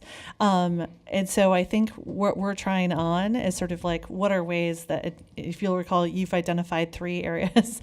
And so we were trying to figure out, like, part of this is more art than science around sort of like, when is the best time to apply this as a body? And so this is our first time. So we are kind of flexing our muscles. So I think it's really appreciated. I'm not complaining. Oh, no. I'm not criticizing. I think it's a good exercise. And I think doing it on a regular basis, not waiting for, a very short budget season to do it, it might be less frustrating and more illuminating. Yeah. Well, so why don't we just quickly look at, Julie, did you have a question? Well, I guess I'm going to have to disagree that, like, our job as the board isn't just to approve whatever the staff comes up with. I mean, I think our job is also to surface issues that we recognize in our communities. And I guess the frustration I'm expressing is there's not necessarily a mechanism that allows that to be surfaced, because people are like, you've got a seat at the table, you've got a microphone at the dais. We told you about these issues that are tearing apart our communities, or leaving our kids behind. Like, why aren't you doing something about it? So I don't accept the thing that, well, we just take the budget as it gets adopted or gets presented to us. But this is why I think the sort of having, I'm just going to go back to Scott's the recommendation and that we talked about, is like, there has to be this path forward of things that if we all agree are issues, that we have a way to present it. Because otherwise it's like, we told them, they talked about it, and then nothing happened. Okay, so please don't misconstrue or misrepresent what I was saying. We do have a big role to play in the budget, a big role. I mean, when push comes to shove, short of hiring a superintendent, this is what we do.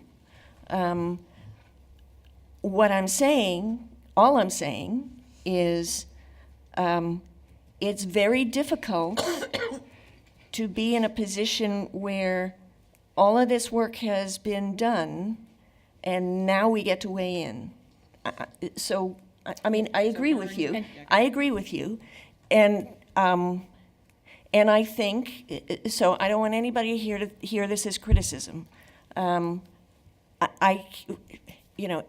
Every day in every way, we're getting better and better. This budget book is light years better than any budget book I have ever seen come out of PPS in the whole time I've been looking. We're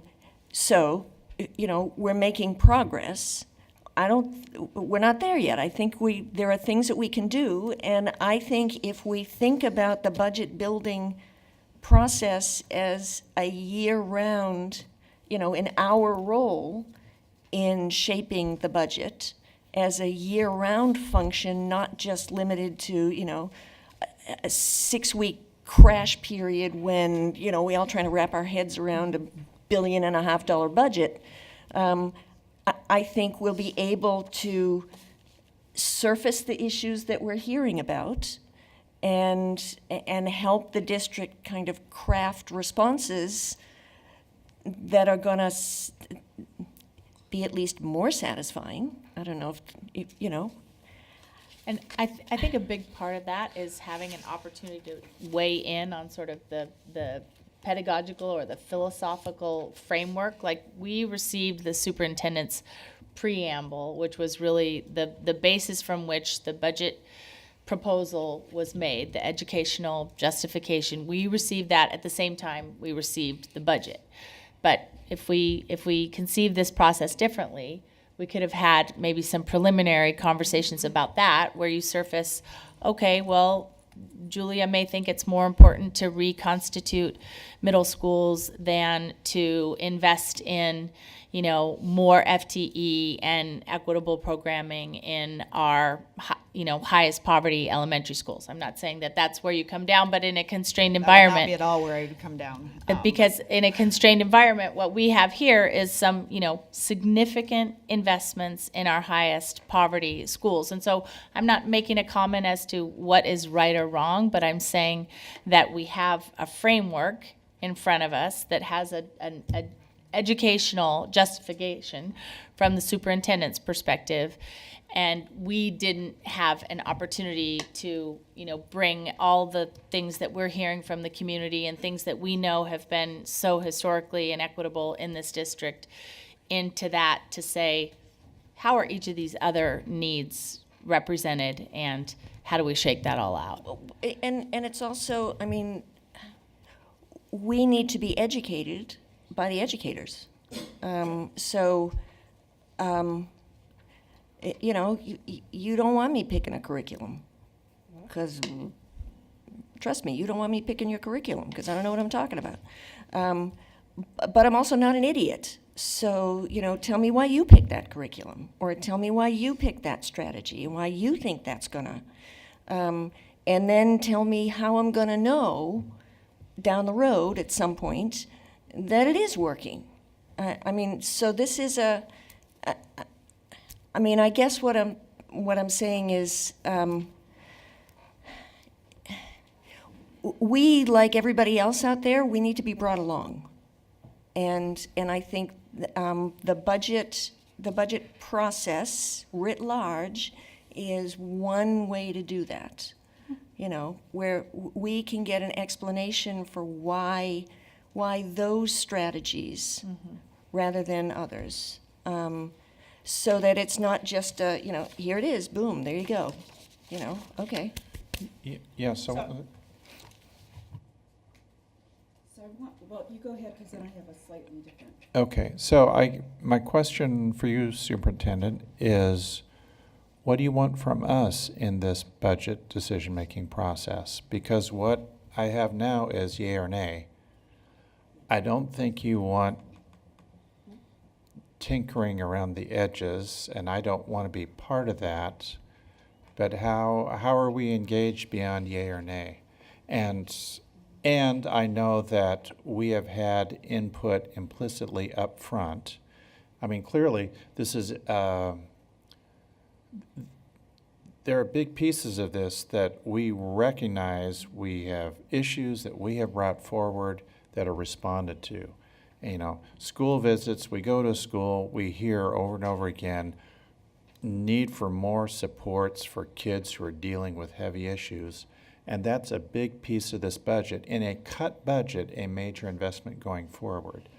So I think we need to be a bit careful of saying what issues are not being addressed when there are definitely issues that are being addressed. All of us are saying, support the equity staffing.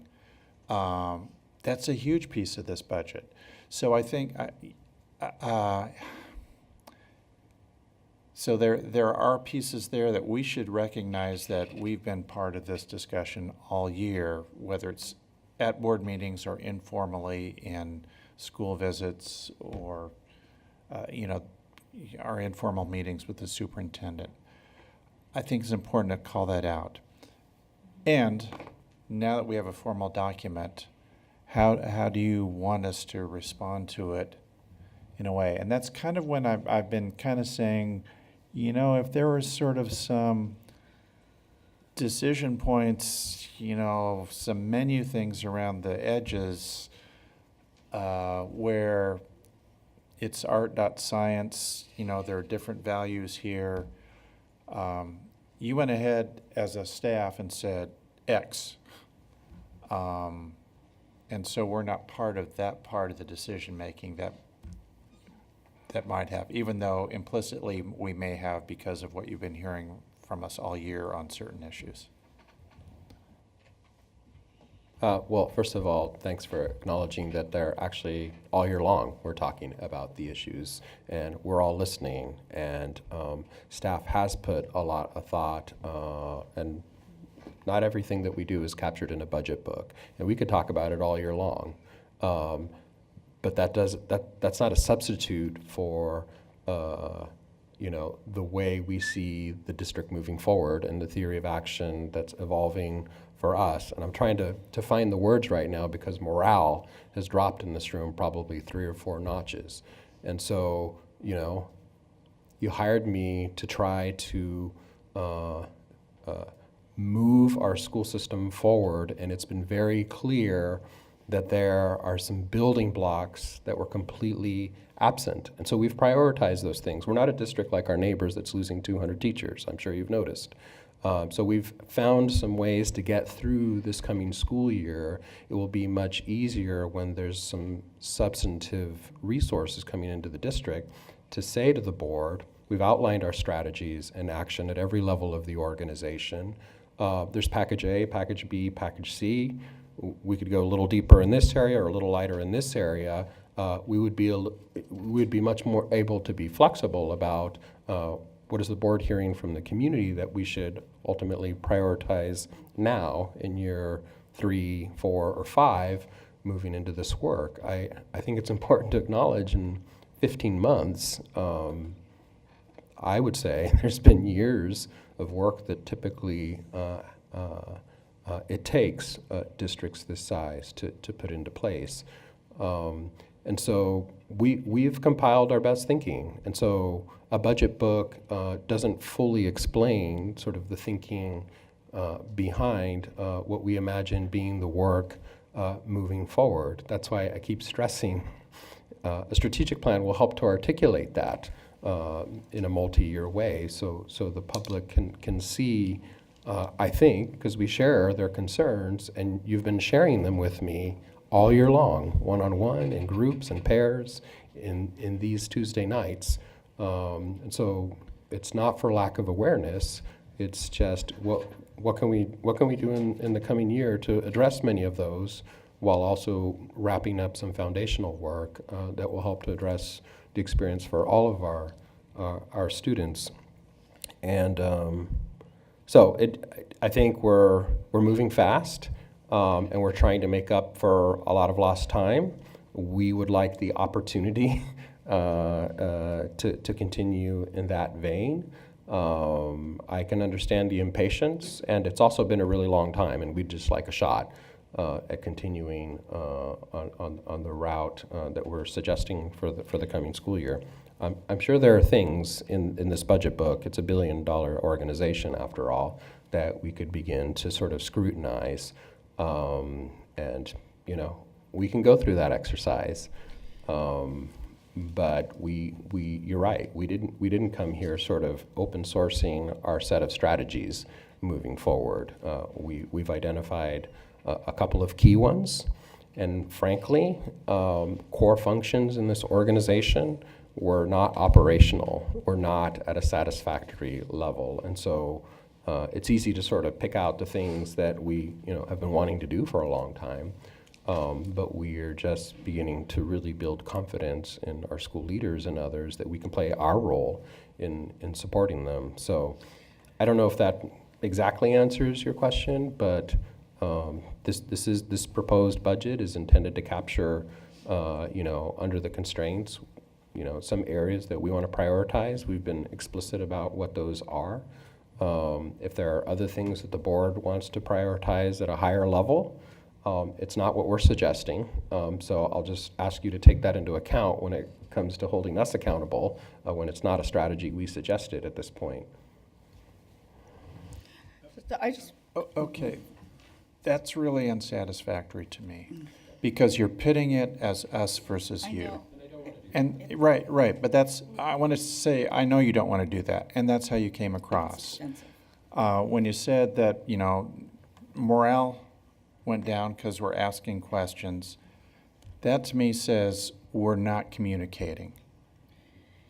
And so there's a fundamental lack of communication around something, because that's certainly not the intent of anybody up here. So how is it that we're in a spot where we're asking questions that may lead to staff feeling demoralized? I'm not sure I get. And so, because, and if your response is, well, we're giving it our best shot, and if you guys want to second guess us, go ahead. That's not where I'm at either, and I don't think anybody on the board is. We certainly recognize, huge chunks of very positive fundamental stuff that's preserved in this budget around all sorts of things. I alluded to some of them before, but we're not on the same page right now, and I think it's important to, if we have size now, if there's staff and board, take a deep breath, take a step back, and say, wait a minute, how do we? We're talking past each other, or something's missing here. Well, I wanted to bring us back to what you said, and what we all need to remember is that this work is messy, and so that's really what we're experiencing. So it can't be that I think we have to be able to agree to have these conversations without anybody feeling defensive about what we're saying. So, because it is messy, but you asked for it. Okay, let me try this too. Okay, so we're engaged in an exercise where we're supposed to be thinking critically. Correct. So we're being critical. Absolutely. Because we're very compliant and we do what we're told. All the time. Speak for all yourself. The time. You're because everyone knows the record I'm reflect very you are extremely compliant. So, so it's kind of, and I think the difficulty here is when we're going through this exercise. Yes. That was my only point, that we are now doing what you guys did. I don't know, 2 months ago, 3 months ago, 4 months ago, however long ago you did it, right? And so we're of necessity poking holes in everything.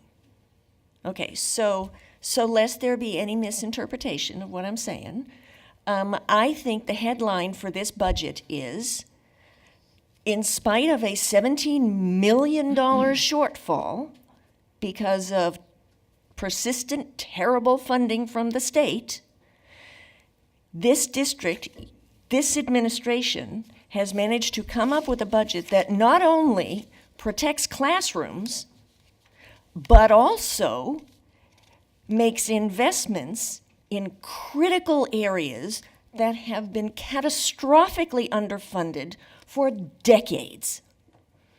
It's a $30 million shift in allocation. And you guys did it without really laying anyone off, at least anyone directly attached to a classroom. I think that is a remarkable achievement, and I don't know that there's any other school district that can claim that kind of record. So I don't know how you did it.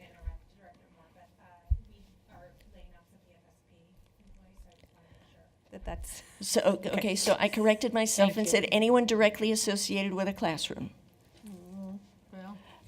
We are not laying off teachers. How's that? It was a good speech. It was a good speech. Okay. Don't put your hand. Never let facts stand in the way of a good story. So, I mean, for me, that's the headline here. And everything else we're talking about, I think you have, okay, this is a Joe Biden quote, don't tell me your values, show me your budget, and I'll tell you your values. And I think this budget demonstrates some pretty bedrock values. And one of those bedrock values is that I think this budget is presented with a social justice and racial equity framework throughout the entire thing. And does it do everything that we all want and need to do? No, absolutely not. $17 million cut budget.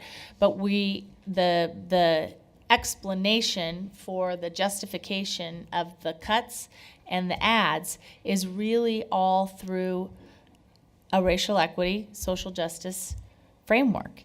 And, how are we prioritizing our highest need students and our most struggling schools? And that has not been the way that decisions have been made in this district before. And it's still unsatisfactory because there's still a lot left to do. But I think you can't argue that that is the framework.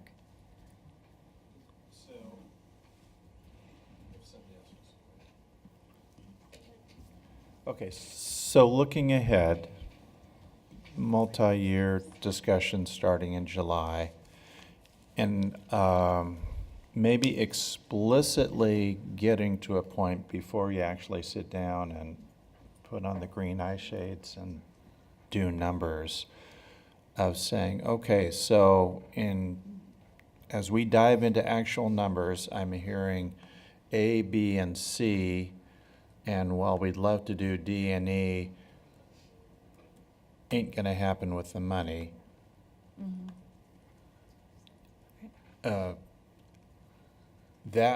would, we would have felt beforehand and would feel next year like, okay, we provided some guidance around there that supported your professional judgment.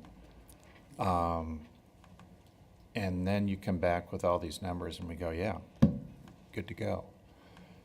The piece I want to add into that is reflecting back on Jonathan's budget for public input, is if we're thinking about a multi-month, multi-year budget, it goes back to what are the ways that we can engage diverse communities in a thoughtful way where people leave those meetings saying, I got heard, or I may be disappointed in this, but I at least understand your reasoning for saying, you know what, you're not going to support doing much more with middle schools this year, because here's the work that needs to be done before we really nail these. And it's a cut year. And giving a little more of a picture of here's the kind of stuff where we might be able to do it, and if we kind of just throw money at it this year, it's, yeah. And here are the investments we're making in our middle grade students and our K-8s. So before here's what we are doing that, thank you. Sorry. So before we close out, so we didn't get through all the questions. And one of the questions I think that's really important is sort of thinking about the information and the data that you're basing your decisions on. It's a good opportunity to reflect on sort of the data that we presented and sort of if you thought that was satisfactory, if there's other ways that we can improve on data, but also thinking about your own, so going back to the sort of stakeholders that you engage or where you're getting information and sort of thinking critically about that. To what extent does that sort of reflect the totality of the PPS experience or the diversity of students and families. One decision, so moving forward on just the lens application for this body, you identified two other scenarios that we'll sort of apply the lens to. One is the sort of strategic plan, sort of once the strategies are developed, you were going to sort of look at that, as well as looking at a community engagement plan around the balanced enrollment. So those are two other times when we'll sort of have a discussion and we can decide if we want to do this at a work session or in a committee meeting. It's really, we want this to be a satisfactory experience for you all. And I guess another question is that, if you wanted to sort of take the discussion from today and sort of turn that into an outward facing document, or if we just want to kind of keep this as a discussion and not necessarily document some of the answers, or if you wanted more time to think about sort of as a collective answering those questions. I think that's up to you, because this is a process. This is our first time around. And so, as SLT, we'll be sort of looking at sort of internally, sort of how it's been applied at different times and sort of the information. And we'll be doing that over the next, for the, each quarter for the year. So it's really up for you guys to decide how you want to move forward on this piece right here. We could close out the discussion as it is and call it a really good discussion. We could sort of give you more time to think about maybe answering in more depth these questions and creating a public document, or we could do something else.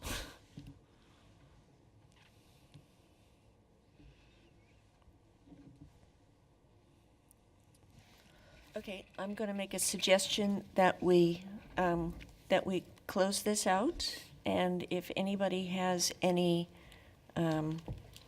specific ideas about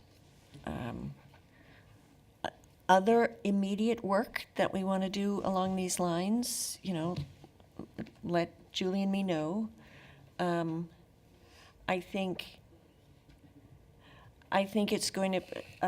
So I'm looking at the 1 between the 4 and the 5. Yeah, that should be 4, 5, and 6. Okay, so I think the thing around data and metrics, I think as the board starts to make actually do the pivot to focusing on outcomes,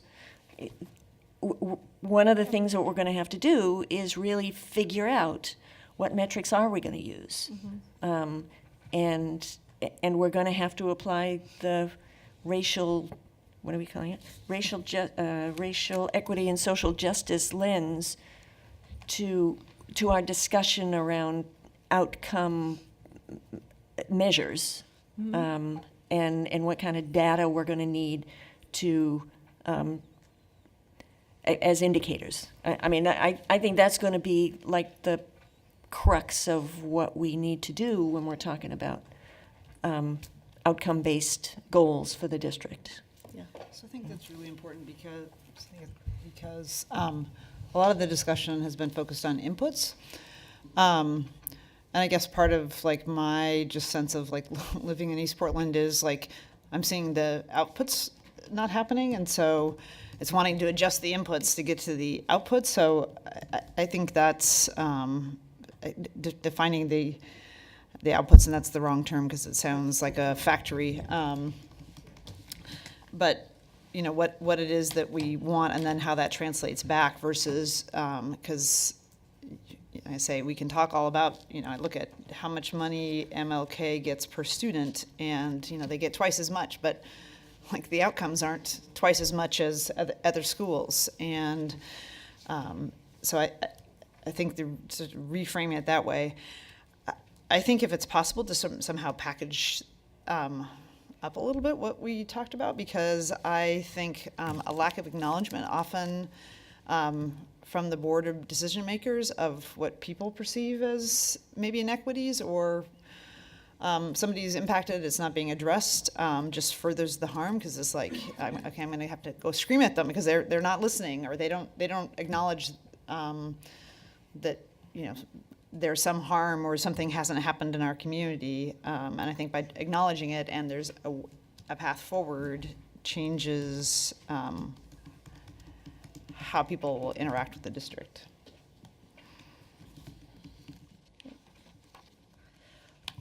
Okay. Thank you so much. It is really thrilling to sort of have these discussions, and I think you all did a really good job of being really critical thinker, very compliant, and I'm really looking forward to continuing this work with you all. So thank you. Okay. Thank you. Okay. So we're only an hour over time. So the next agenda item is the business agenda. At this time, the board will vote on its business agenda. Ms. Powell, are there any changes? Okay. Do I have a motion and a second to adopt the business agenda? So moved. Second. So moved. Okay. Director Constam moves, Director Esparza Brown seconds the adoption of the business agenda. Do we have any public comment? Okay. Is there any board discussion on the business agenda? I just want to note that we're adding our second community member to the audit committee. So thanks in advance, the board. I think Kate Wilkinson is going to be a great addition to the audit committee. Okay. The board will now vote on the business agenda. All in favor, please indicate by saying yes. Yes. Yes. All opposed, say no. Any abstentions? Okay, the business agenda is approved by a vote of 7-0. As we finalize the budget process, if my fellow board members have any specific budget questions or areas for discussion, please email those to, actually put them on the Google Doc, please. I was supposed to ask you to email it to either Superintendent Guerrero or me, but better you should put them in the Google Doc, okay? And if anybody needs the link resent, let us know. Okay. Okay. So at the beginning of the meeting, lo these many hours ago, I said that we were going to adhere to the practices of a work session and accept public comment. Is there anyone here who is? Okay, all right. So, I think our business here is done. The next meeting of the board will be a budget hearing next Tuesday, May 14th, here at the BESC. Chair, And- before you adjourn, Okay. I just wanted to make a final comment. I really appreciated the conversation tonight. Director Bailey, your comment especially. I know we all take seriously this urgent work. And I don't take for granted in believing that we are on the same team in the work that we want to accomplish. But I also understand we have different pushes and pulls, and we're trying to accomplish a lot. And I think we have clearly a similar vision about where we want to go. And so it's good to sort of debate and when we have better days ahead, sort of be able to actually deliberate what activities to prioritize over others. And we will need your counsel in that, particularly when your ears are to the ground with our constituents. And I appreciate the comments because there was a lot of work that went into having to be really creative about what we could do in this coming school year that would still set us up for a better day. We're expecting in the next budget. It'll be much easier to have a conversation when there's actually money. So thank you for your advocacy in that regard, but I didn't want to leave hanging out there that my commitment wavers towards resolving what have been historical issues, and I want to be thoughtful about it. And I've seen over and over, including as I watched Portland Public Schools over the last 10 years, what was happening when you don't proceed in a careful way. And so those are the building blocks these first couple of years that we've been focusing on. And we're going to need your partnership as we go about that work. So thank you. Okay, here. Okay, this meeting is adjourned.